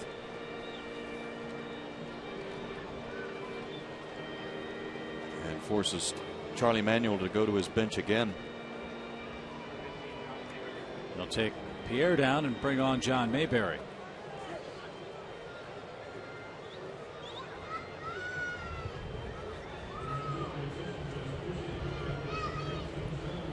That in turn will force Freddie Gonzalez to go to his bullpen. So Johnny Venters gives up a hit to the lone batter he's assigned. Freddie Gonzalez takes the baseball from him as this top of the 6th continues.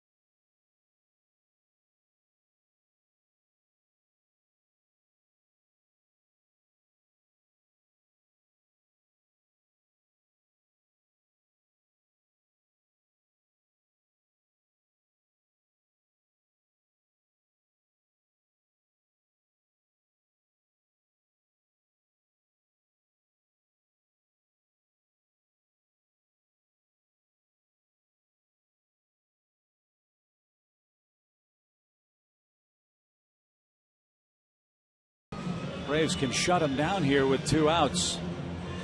This MLB on Fox season, Fox Sports is proud to support Boys and Girls Clubs of America, a place where youth can reach their full potential as productive, caring, responsible citizens. To learn more, please visit greatfutures.org/Fox Sports. Another AT&T call to the bullpen. It's Chad Durbin time.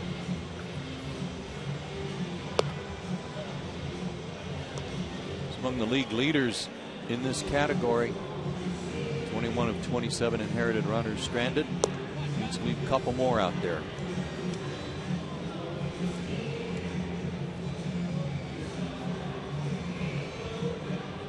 Chad's a former Philly. He'll face John Mayberry with Ruiz at second and Hunter Pence at first in this 6th inning.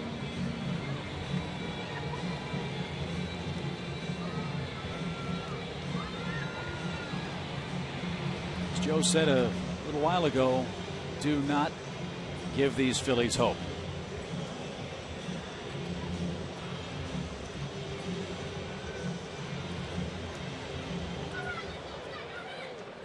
Mayberry 0 for his last 13.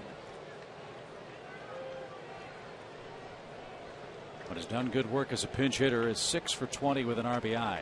That's a .300 average.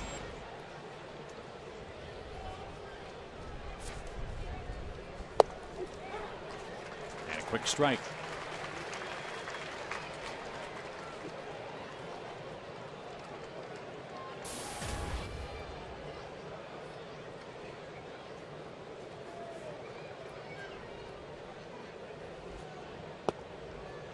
That one gets away from Ross. Was he crossed up? Had to be. He really got handcuffed there. It's not the way you're used to seeing him react to a ball that's either down or down in the dirt. And it wasn't down in the dirt. It just handcuffed him. I think he was looking slider.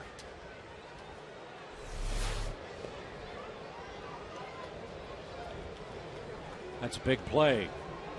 Good speed aboard for the Phillies. It could score 2 runs. Oh boy, David thought that was a strike. Didn't get the call. 2 balls and a strike. With Sherwin-Williams painting the corners. Well, just shaved the outside line. I don't know how that pitch can't cross the plate. I mean, you're not from his angle. Right. Bet Chipper's wondering the same thing.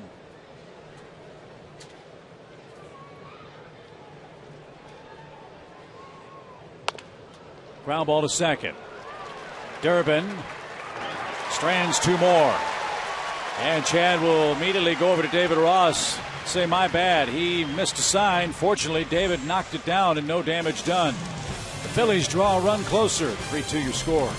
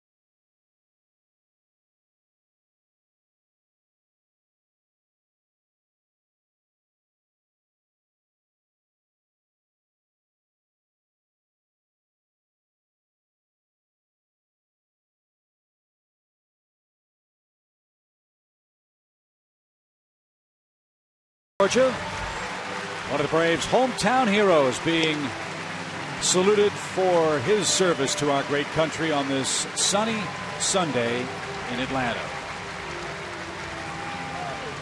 And I'll bet he would like to take part as we welcome you back to the 6th inning. And time for the Coors Light freeze cam and the cold train. He could probably use a cold one right now. This play, controversial early in the game. Did David Ross strike out? Yeah, he did. Did it end the inning? No, it didn't. It was ruled that it hit in the dirt. He went on to first base. He hustled down to first, and the inning continued. The Braves weren't able to capitalize with a run, but it was fun to watch.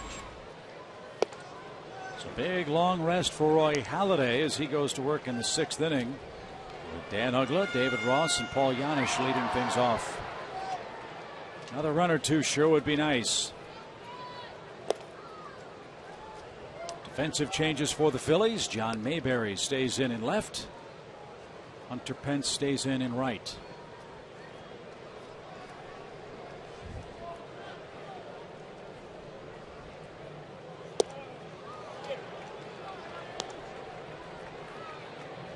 Again, if you weren't with us last night, one of the things that Dan's working on and looked good first time up when he drilled that double to drive in a run He's trying to put a little more weight on that front foot when he swings. This one a mile high into shallow left center. Jimmy Rollins drifts back. And Dan is 1 for 3. Let's take a look at that swing from our low first camera angle and watch the angle of his back leg. And you see that line, this line right here is pretty good, but they're trying to get his body forward a little bit and put a little more weight over this front foot so that he's not falling back quite so much. Go away. There we go. So that the uppercut is not quite so dramatic. And when he's coming down on the ball a little better. When you have an uppercut already, and then you start falling back, and the uppercut becomes more pronounced, your point of contact has to be so precise to hit the ball squarely. It only dissects the plane of the pitch in a real small area. And as you said, that's been happening very long for Dan. He's 16 for his last 139 bats.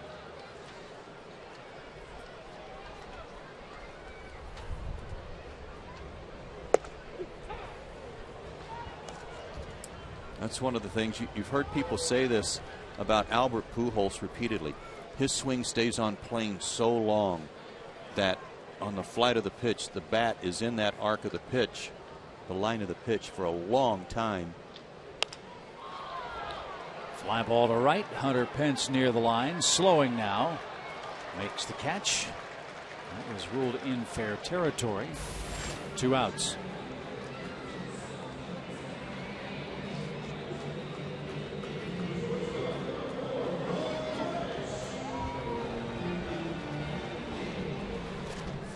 Base is clear for Giannis. Paul's 0 for 2. The way Halliday's retired 9 straight.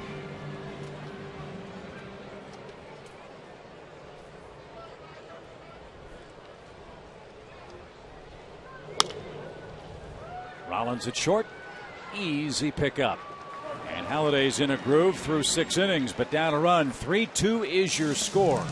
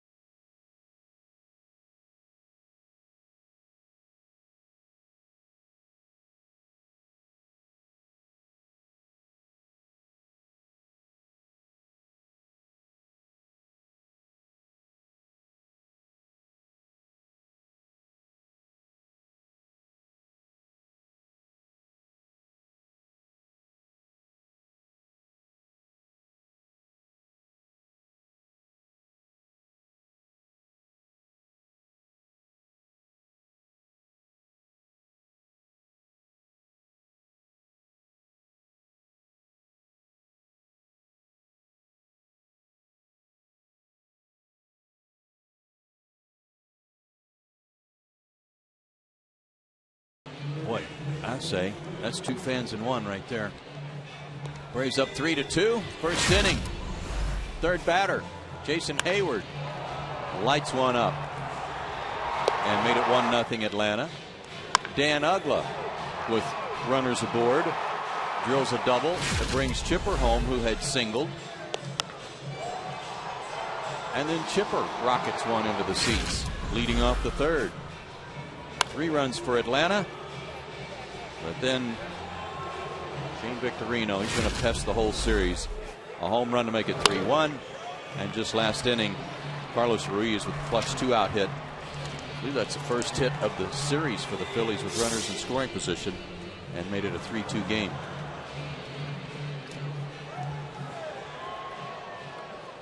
So Chad Durbin can work another inning. Pitcher spot for the Braves will lead off the bottom of the 7th inning.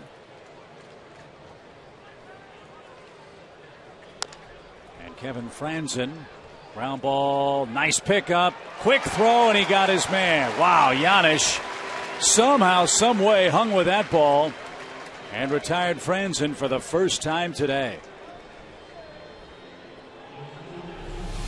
That ball came up on him real high, and he still stayed with it. Well done. That ball gets by him. There's no way Ugla has a chance to glove it and have time to throw him out. Yeah, there's no chance. That's a nice play right there, and that's what they got him for. The day is done for Roy Halladay. Mike Fontenot will pinch hit. I'd say Roy finished with a flourish. Halladay struck out 7 men, retired the last 10 Braves in order. 3 runs on 6 hits. Homers to Hayward and to Chipper Jones.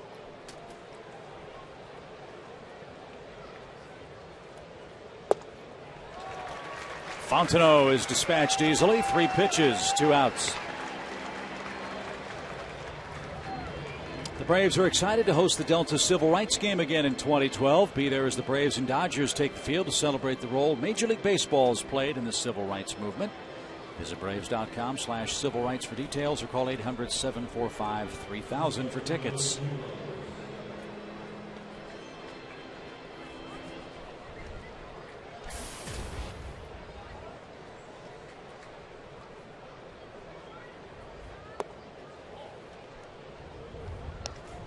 Ball 1 to Jimmy Rollins.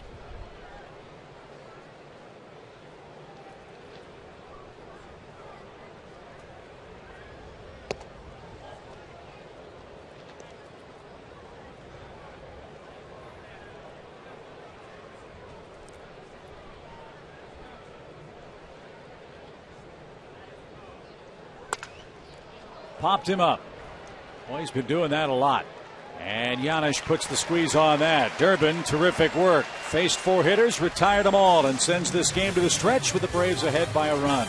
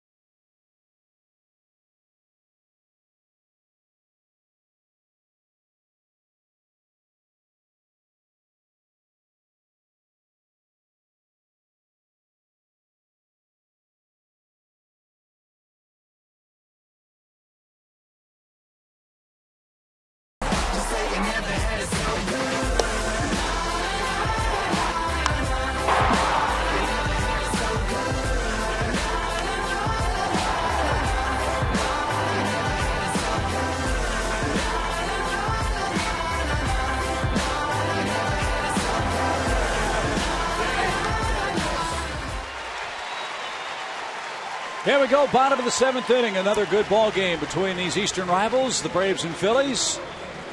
Jason Hayward and Chipper Jones have hit homers. Dan Uggla has an RBI hit. Big day at the plate for Shane Victorino. But once again, fellas, starting pitching for the Braves, telling the tale. Tim Hudson pitched a very good ball game on a hot day today. Yeah, he did. He did what he needed to do. Sure, he would have liked to have gotten through that 6th inning, but got off to an early good start, like Joe said in his keys to the game. Gave the Braves the opportunity to take an early lead, and they got it and they held on. And I think we also had on the graphic at the beginning of the ball game that the Braves had 8 quality starts out of the last 11 during this good run they've been on. So there won't be a quality start, but given the circumstances of the heat and all that, I think it's a pretty darn good start, even if you don't qualify for a quality start. And how about the job the Braves did against Roy Halladay, getting those early runs in the ball game? Again, the homers by Hayward, the RBI from Uggla. Of course, Chipper Jones went deep too. The only thing that would have been better if they all had on olive shirts, and then I think they probably would have really been able to capitalize. Couldn't agree more. Couldn't agree more? Couldn't agree more. Oh. Yeah, no. Well, let's see if we can agree on an answer for our trivia question. Had a long time to think about this one, fellas. Who's the only active right-handed pitcher with more career strikeouts than Roy Halladay? I know the answer to this. Do you? Yeah, I do. I think I do. Former Brave, former Philly. Yeah, I do. Big right-hander. Kevin Millwood. I agree. Okay, see if you guys are right. Ding dong, the streak is dead. Got that monkey off our back, didn't we? Must be the shirts. Must be. Had to be. We're all in unison, so I think it's good.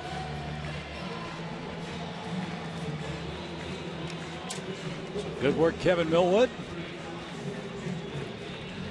And let's see if the Braves offense can start something here in this 7th inning. Sun-splashed crowd hoping for a 3-game sweep.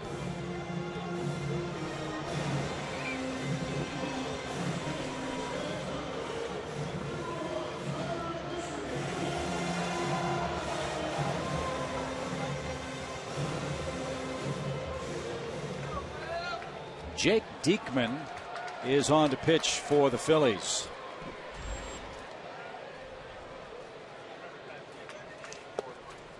And he fires a ball to Tyler Pasternicki, who pinch hits for Durbin. Great job by Chad again.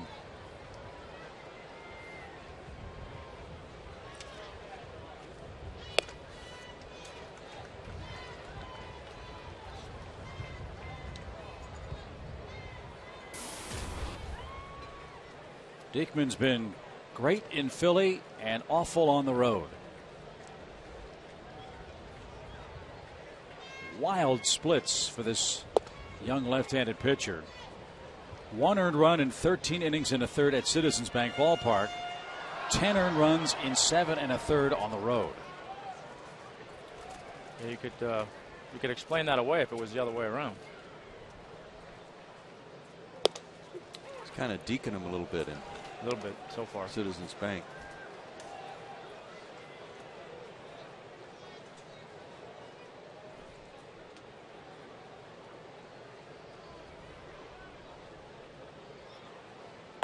I think he'd want a little bit lower number, wouldn't you say? I mean, 63, that's not a mid-season number, is it? Well, that's probably the one he got in spring training, so that's the one he'll get here, and then maybe if he establishes himself and he's back next year, he might be able to change. Go a little lower. He's a nice story. He was a 30th round pick by the Phillies. He was in 2007. I can see how he can be real tough on lefties.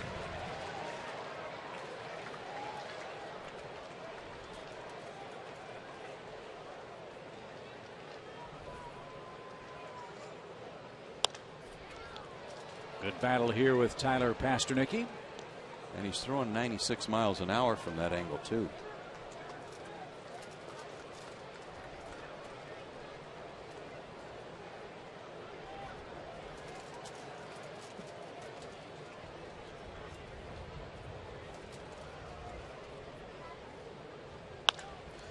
Base hit to right for Tyler. 8-pitch matchup. And Pasternicki's aboard to start the 7th inning. Seems like all of the good at-bats Tyler had when he was up at the beginning of the year the hits were preceded by about 4 or 5 foul balls where he was battling and then would shoot one into right field just like that. Good job. That's a big run for the Braves if they can get him around.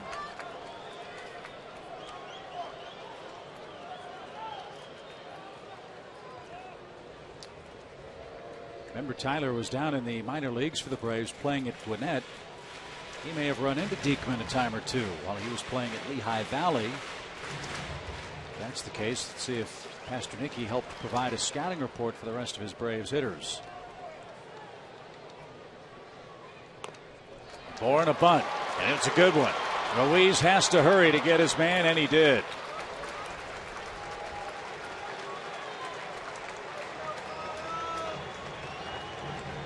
Two-4 sacrifice. Pasternicki at second for Martin Prado.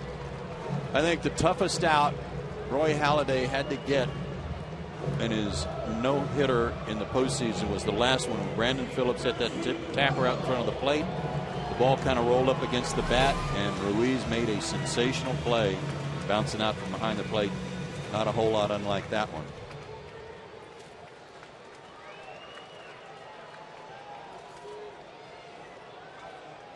Martin becomes the key man in the inning. He's 0 for 3 so far today.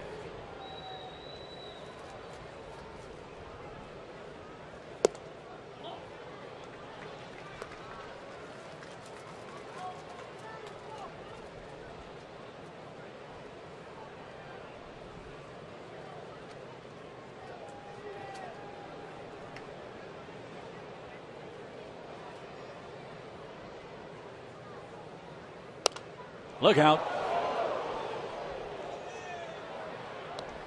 But he appears to be all right. And here's who you want up against the Phillies in a big situation.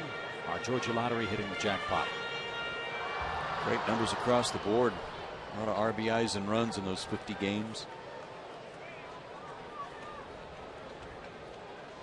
You'd be hard pressed to find any team, though, that Martin doesn't have some decent numbers against.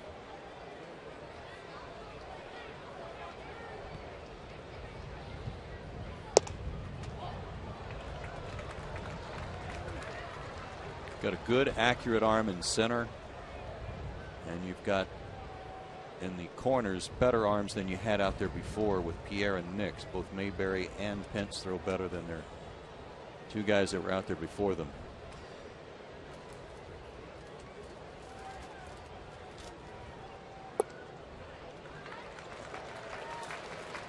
Three balls and a strike. They are pitching Prado extremely carefully, and justifiably so.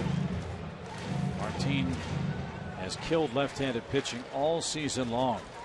Well, and they got a lefty on deck, and Jason Hayward too.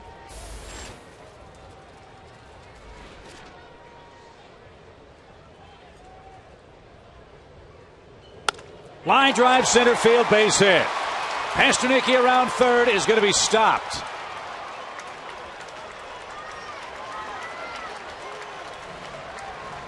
First and third, one out. Two reasons for that. One, he had to make sure that the ball was not going to hit Diekman on the way by, so he froze, and then it was hit so hard, and with Victorino's arm, tough to score. That ball was smoked. I'm not quite sure, with as careful as they were to Martin up to that point in time, why you, with a base open, you throw him a 3-1 fastball down the middle, but fortunately for Philly, it still sets up basically the same situation. They've got an opportunity for a ground ball double play. That's true, but it also makes Jason's job a little bit easier, where a fly ball would get a run in instead of an out. Just making an out with a runner at second. At the knees, a strike.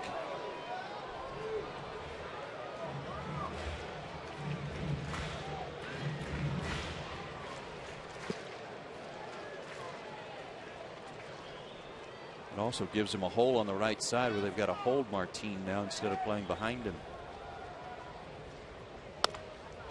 Off the pitcher's glove, and a run is in.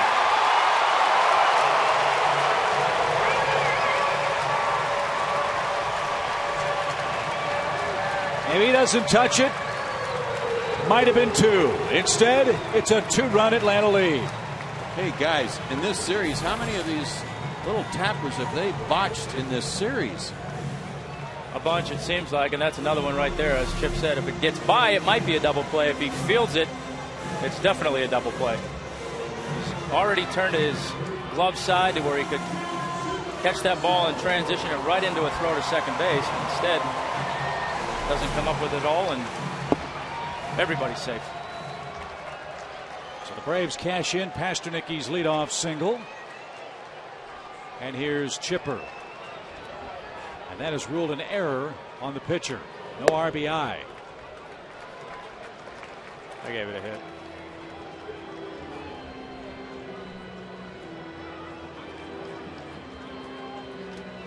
Two hits for Chipper today, including a third-inning homer.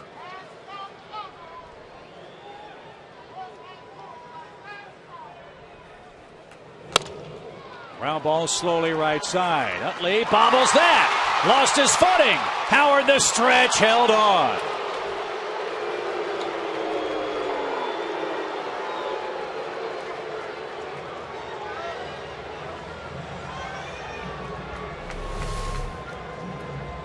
And they got some clanks going on.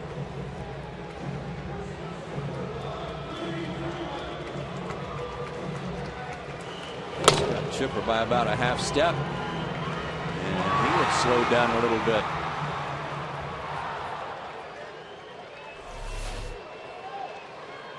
So second and third with 2 outs. Freddie Freeman, the batter. He's 0 for 2 with a walk.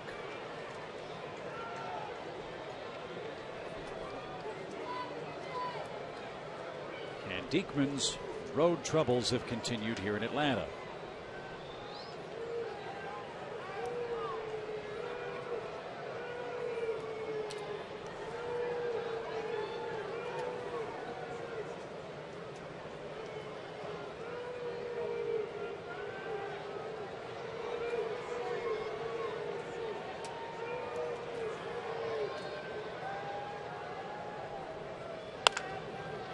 Foul past first. He may well get Freddie Freeman here, but it won't be because he's going to get Freddie to flinch. Freeman does a great job of hanging in there against any lefty, no matter what angle they're throwing from or how hard.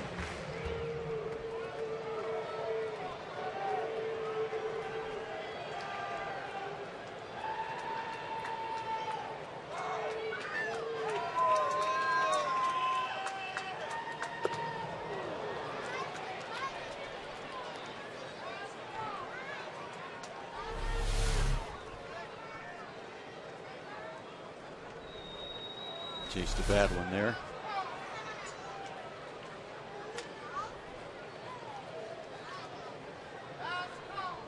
Now the 0-2.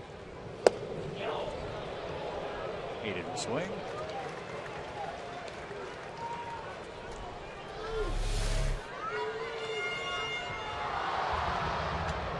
Nope.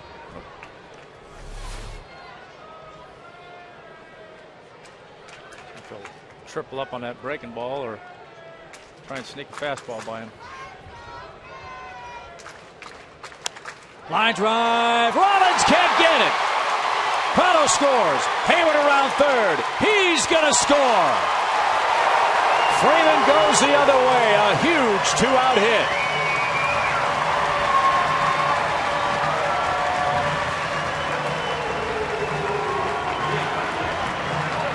Took a big swing at that one breaking ball, and then they felt like, well, he's going to swing at every one of those. He lays off one away. Couldn't tell what that pitch was. Was that a fastball? Looked like it was a fastball down and away, which again, you still got a strike to play with. He's taken a bad swing and a check swing on a breaking ball, and that's where you, I think sometimes as a pitcher you just outsmart yourself. You think, well, I can't go there again. Well, he didn't show you that he was on it, so why not make him hit it? 25 2-out RBIs for Freddie Freeman this season, 62 in total, and the Braves have broken the game open and lead it 6-2.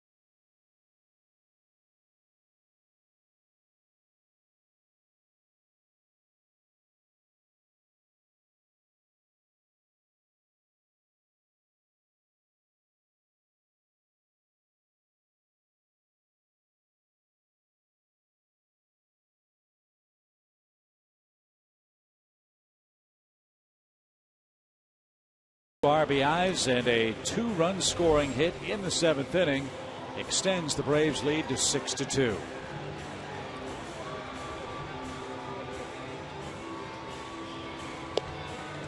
And take a look at Kyle Kendrick, number 24 in games appeared in for the Phillies right-hander. A tough year, 4-8. But he's also still in that swing mode. If they need a starter, he starts. If they need him in the pen, he's in the pen. Back and forth. And one of the reasons, even though he's pitched well against the Braves when he starts, he just can't seem to maintain any consistency, and they move him back to the pen. And he's been much better in the last 7. The Phillies press notes say he's thrown a career best 20 1/3 scoreless innings. He's on with Freeman at first, Ugla in the box, and the Braves up 6-2.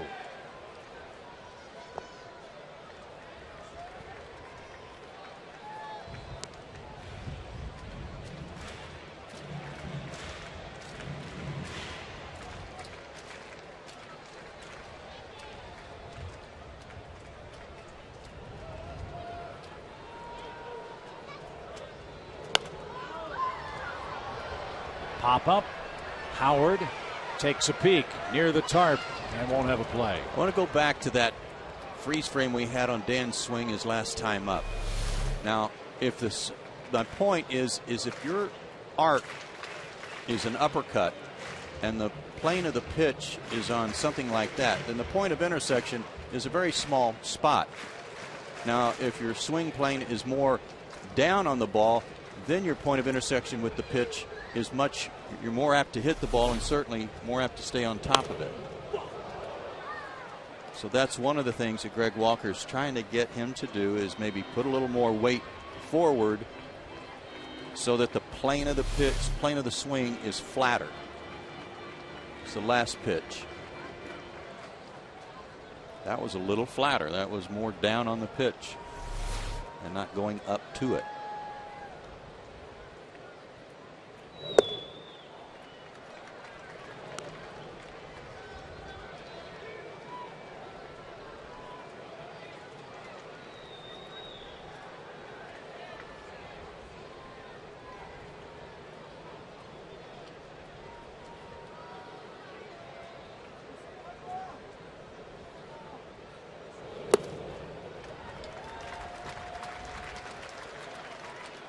Full count.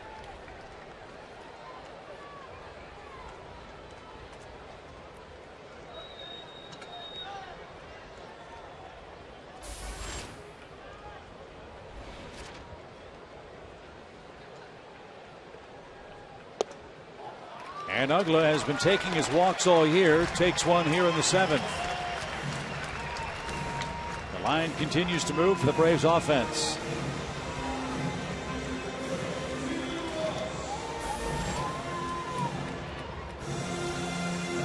Ross looks to improve on a 1-for-3 day.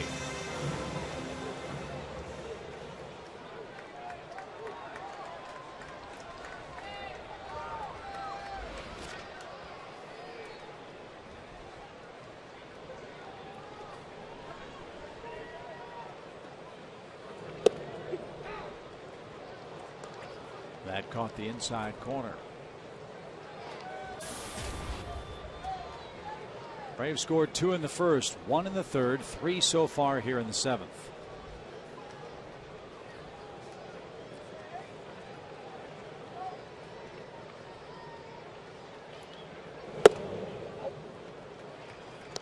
And as we've reached 4 o'clock in the East, we welcome you to Turner Field, where the Braves are in Game 3 of this long 10-game homestand, in great position to sweep the Phillies to get things started here at Turner Field. Dwight Halladay and Tim Hudson were the starters. Hudson chance to win it. Halladay on the hook for the loss for the Phillies.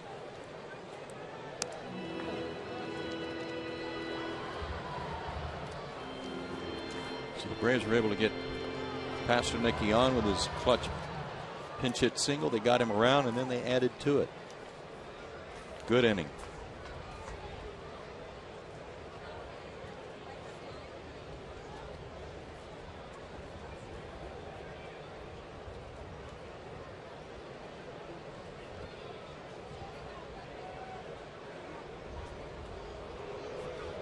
Braves wants to talk about it.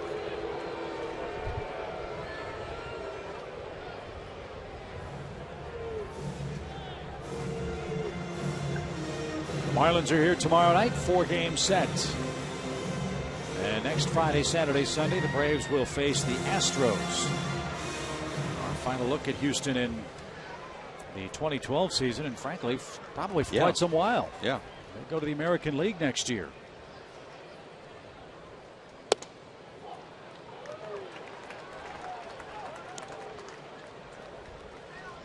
And then we head back east. A week from today, we'll play Houston, then go to Philadelphia for 3, New York for 3.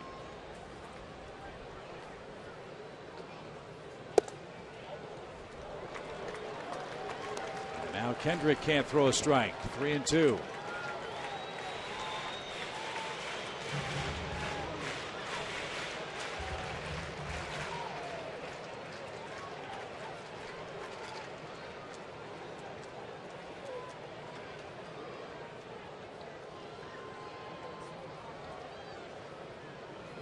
Runners go. Ball 4.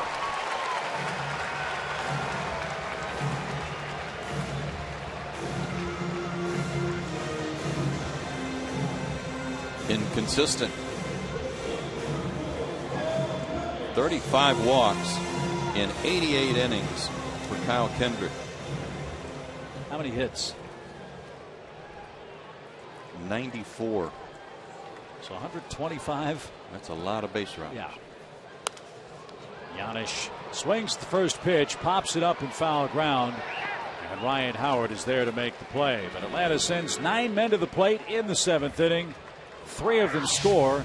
2 come home on Freddie Freeman's big 2-run scoring hit with 2 outs. 6-2. We go to the 8th.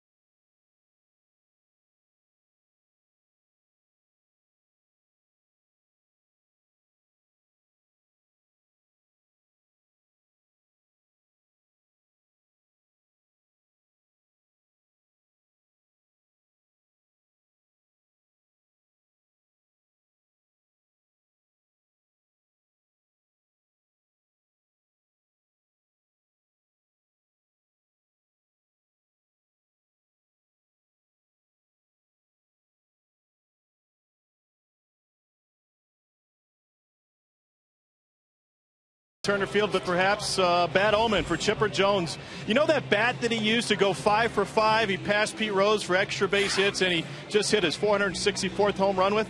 Well, that bat is cracked, so it's being taken out of the rotation. It will head down to his trophy room. But, guys, here's one way that they knew that it was the same bat that he used in the 5 for 5 night. They called it the magic bat. You can barely see a black X. It ended up on the barrel. That's just from being in the bat bag with the rest of the game bats, specifically some black ones. And after the 5 for 5 night, Chris Van Zandt and the other guys noticed that this X was on the barrel. Well, X marked the spot for almost 2 months for this beauty. Now it heads down in the basement, and it's up to Chipper to find another gamer that can be just as historical. The incredible thing about that is how long he's used it without breaking it. This day and age, with all the cutters being thrown by pitchers, that tells you how many balls he's been squaring up on the barrel and not off the handle. Yeah, that's a long time for one piece of one bat like that. So the 8th inning rolls around, and Eric O'Flaherty's on to pitch and answers the AT&T call to the bullpen. Good stuff, Tom Hart.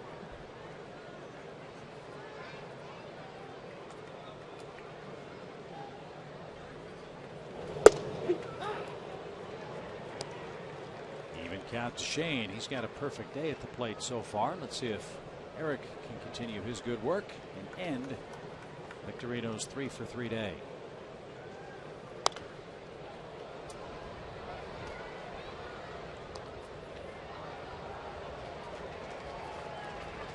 If the Braves go on to win, and if, as the Phillies suggested, this would be kind of putting them out of their misery, makes you wonder if this is the last time we'll see Victorino in a Phillies uni.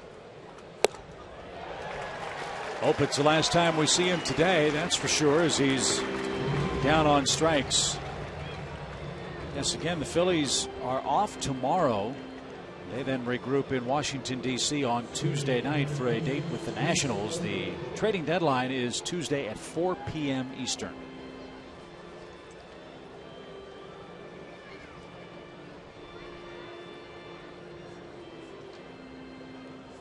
The big splash for the Phillies was re-signing Cole Hamels to a 6-year contract extension.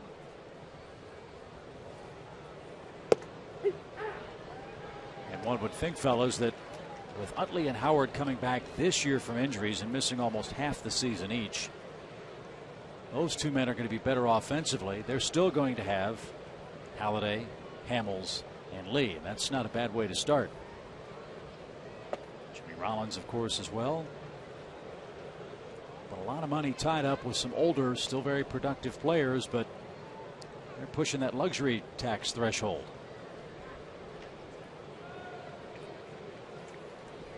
Well, you'd think that Victorino and Blanton would be two very attractive guys to a lot of teams right now.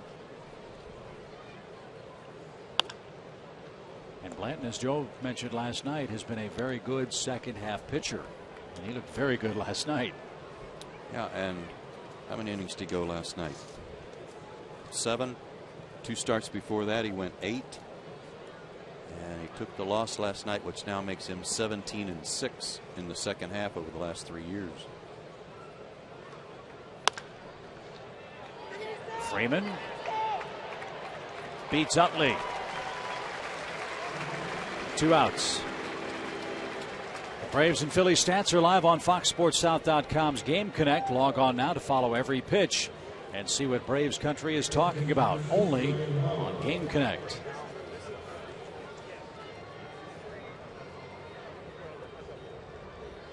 I bet you they're talking about Chipper going Mammo. Would you say what, Mammo or Yickety? Yeah. Yickety. Both. We can't be both. It's redundant if it's both. It's got to be one or the other. So. It can be anything we want. We want to say Mammo Yickety, we can say that. A Yickety can't be Mammo. One's a home run and one's a mammoth home run. So you're saying a mammoth home run? Yes. Yeah. Okay. Is that against Twitter rules or something? Twitter protocol? Well, he would know. Either me or Jim Powell. Yep. I have a question for both of you along those same lines.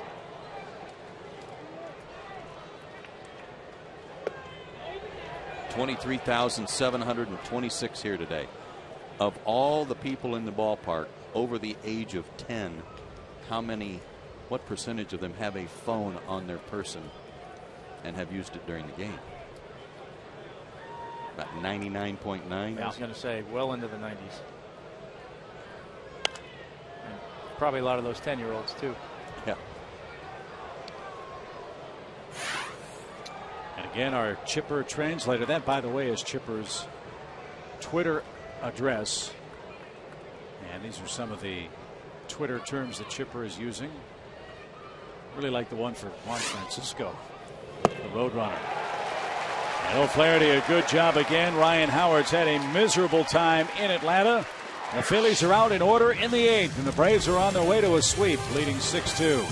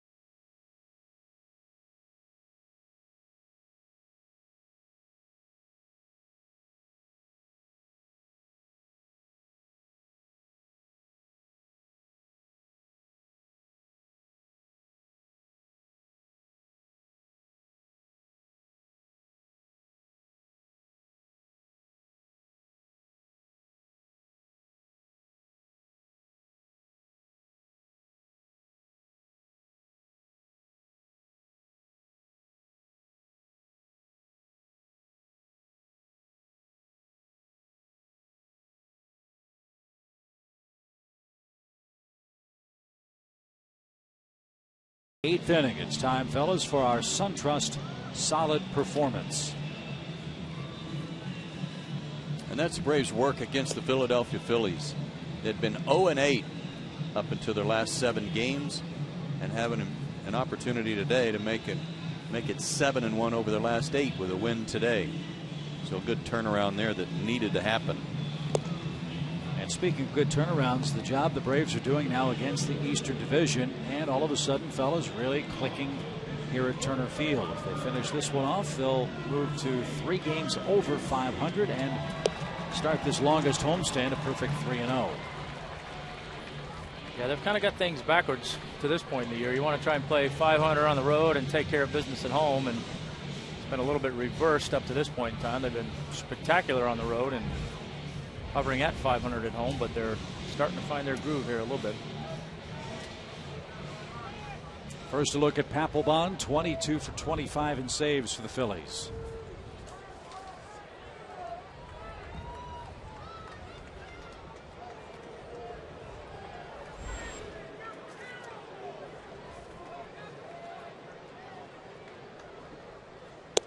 Eric Hinske grabs a bat and hits for Eric O'Flaherty. I just wondered as he was coming in how many times he's had to come in a game like this just to get some work. So I made a comparison real quick of he and Kimbrel.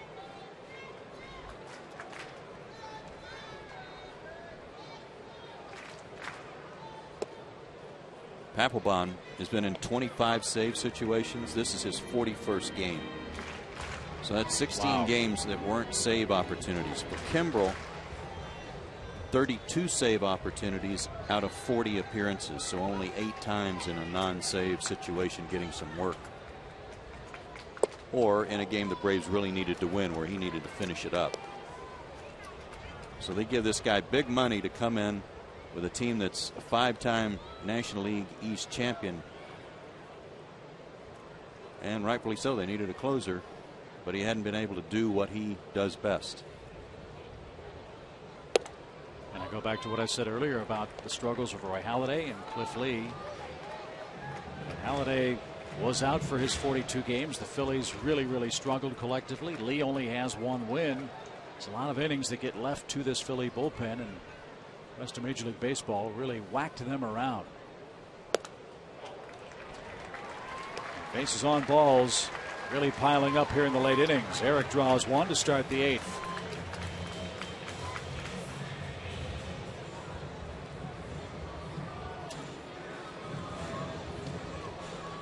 Cole Hamels walked 6.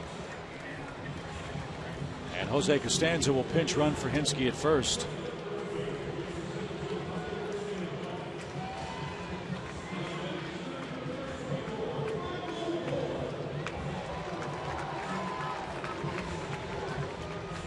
Braves have earned, I believe, 14 walks in this series against the Phillies.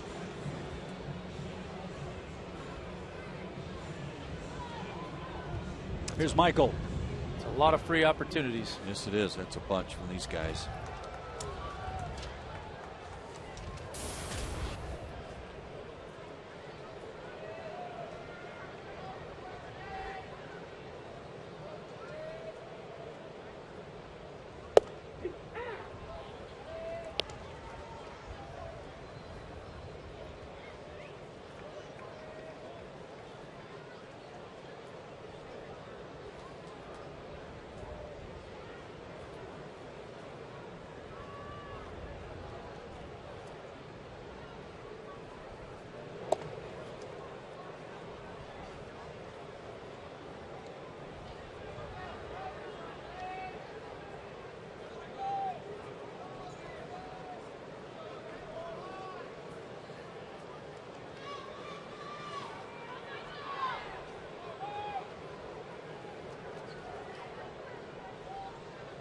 Runner goes. Swing and a miss. Ruiz's throw off target.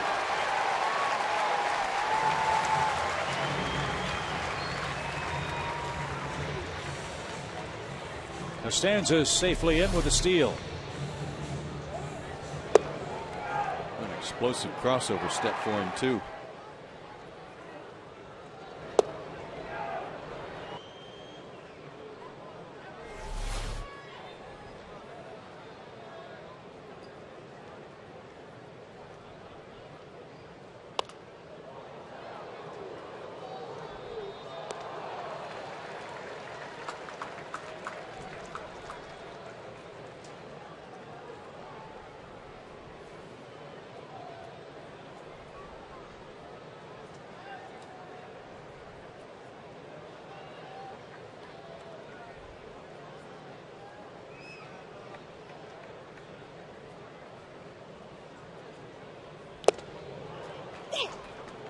Bourne's down on strikes. One away.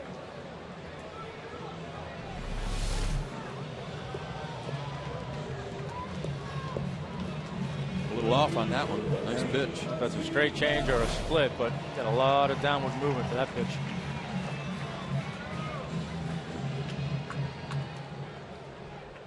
Martin Prado has a hit in 28 of the last 33 games the Braves have played, including a 7th inning single. He also scored one of the 3 runs the Braves tally that inning, as they extend their margin to 6-2 now.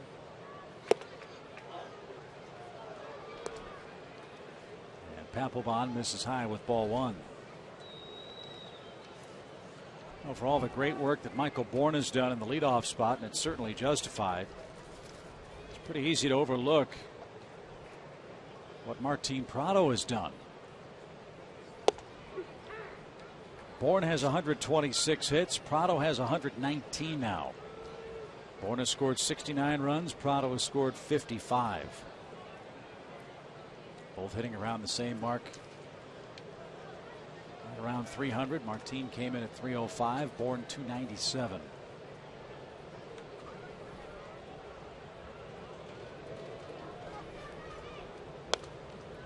I guess the biggest difference you would say between those two players is that Martin puts the ball in play more frequently than Michael does. Yeah, Martin hates to strike out. He'll cut down on his swing when he needs to.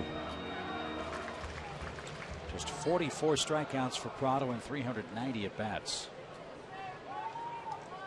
Michael struck out 102 times in 101 games.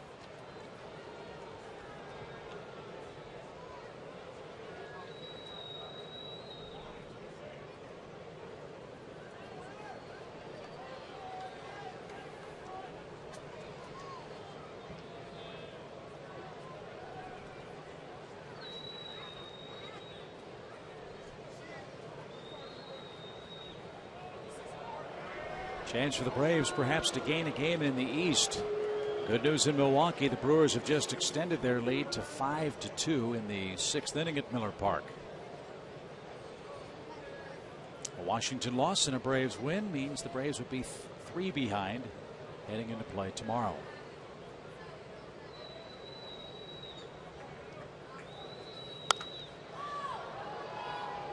High pop fly foul. Prado stays alive. 1 ball, 2 strikes.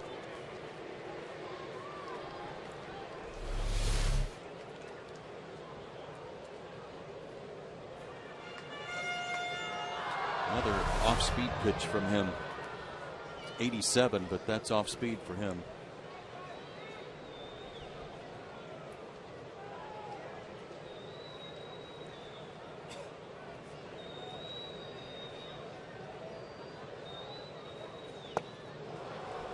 And Prado swings and misses.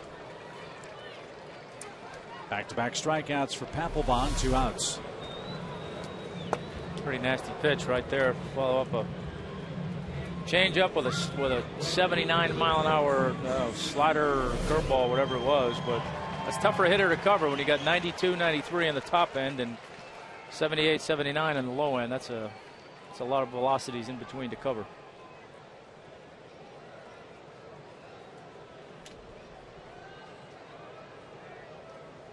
Another good day for Jason. He scored a couple of runs. He's hit a home run.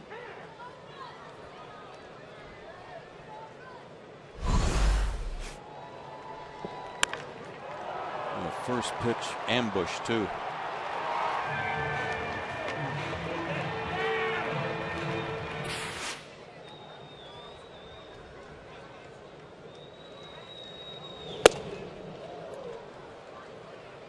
That was in a good spot. 0-2.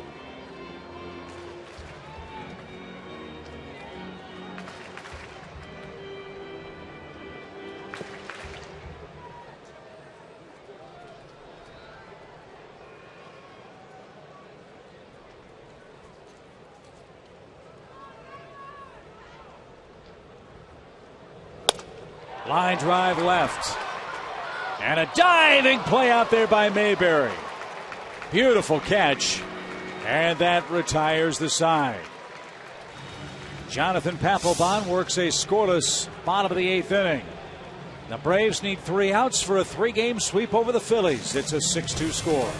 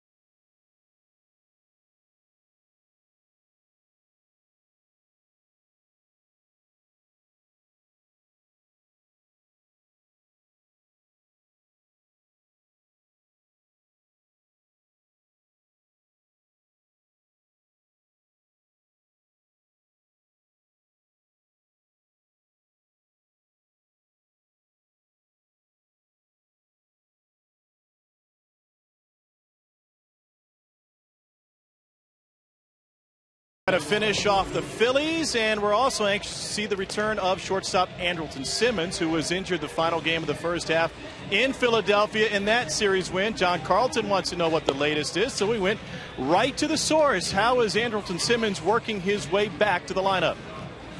I've been watching videos and watching these guys play, and I picked up some stuff, and I try to work on whatever I can in the cage to get better.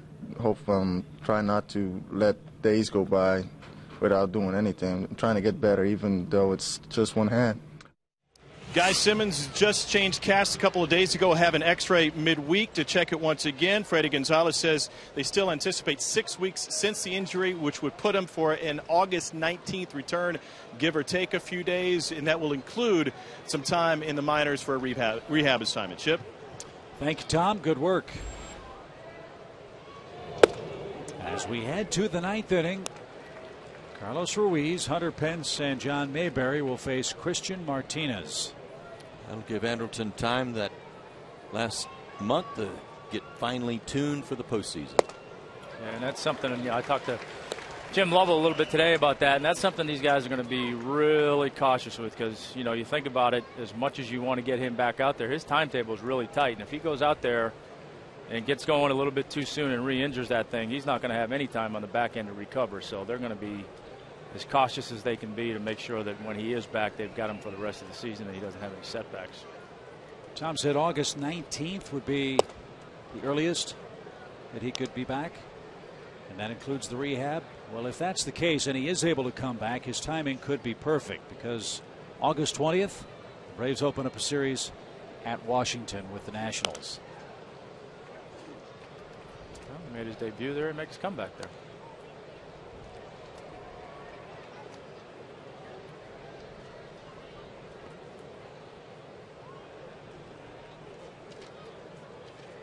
Phillies have scored a grand total of 4 runs in this series. Ruiz drove in one of them in the 6th, but he's going to pop out to Freddie Freeman at first for the 9th inning's first out. In the absence of Andrelton Simmons, one guy's been filling in quite admirably, and that's Paul Janisch. He's our subject of our Toyota play of the game. Tough hop handled and still got his man. Nice play. We get Kevin Franson, our Toyota play of the game, from Paul Janisch. Hunter Pence bats for the second time. Guys, Jason Stark's one of the best writers, baseball writers in the business, had an unbelievable stat a little while ago talking about this Phillies ball club and their struggles. Roy Halladay's last 11 starts, the Phillies are 3-8. In Cole Hamels' last 6 starts, the Phillies are 1-5. In Cliff Lee's last 9 starts, they're 2-7. Boy, oh boy. Figure that out.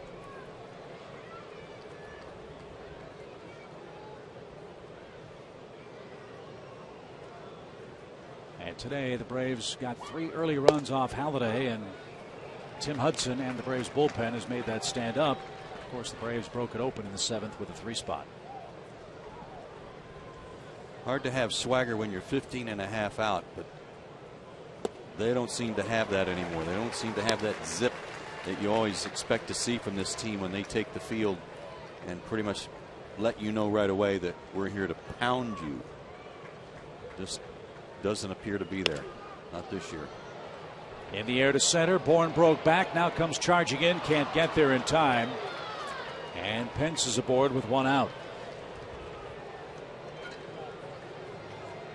Wind's really picked up too. You see the flag above the scoreboard really briskly blowing toward the right field corner. They have pushed that ball away from Michael.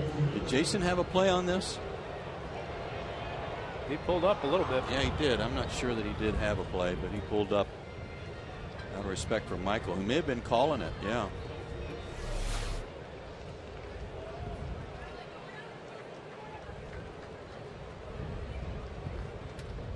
So Mayberry bats with a man aboard and 1 out, 9th inning. And a strike from Christian.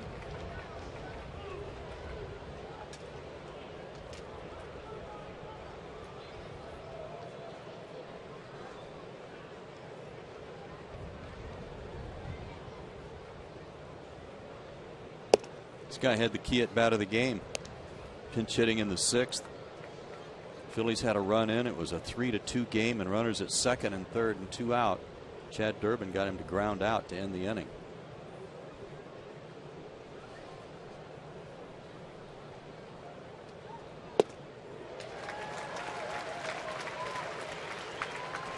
One and 2.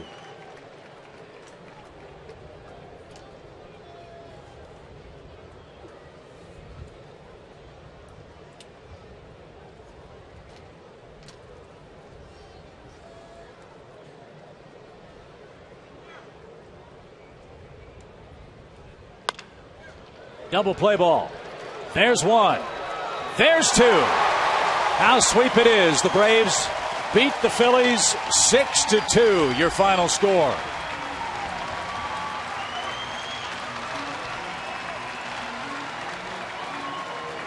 The Braves play a long ball. They get more great pitching. And they sweep the Phillies for the 2nd time in as many series. And now put a little pressure on the Nationals, who lead the divisional race. Today's final at Turner Field, Braves 6, Phillies 2, and we will have more right after this.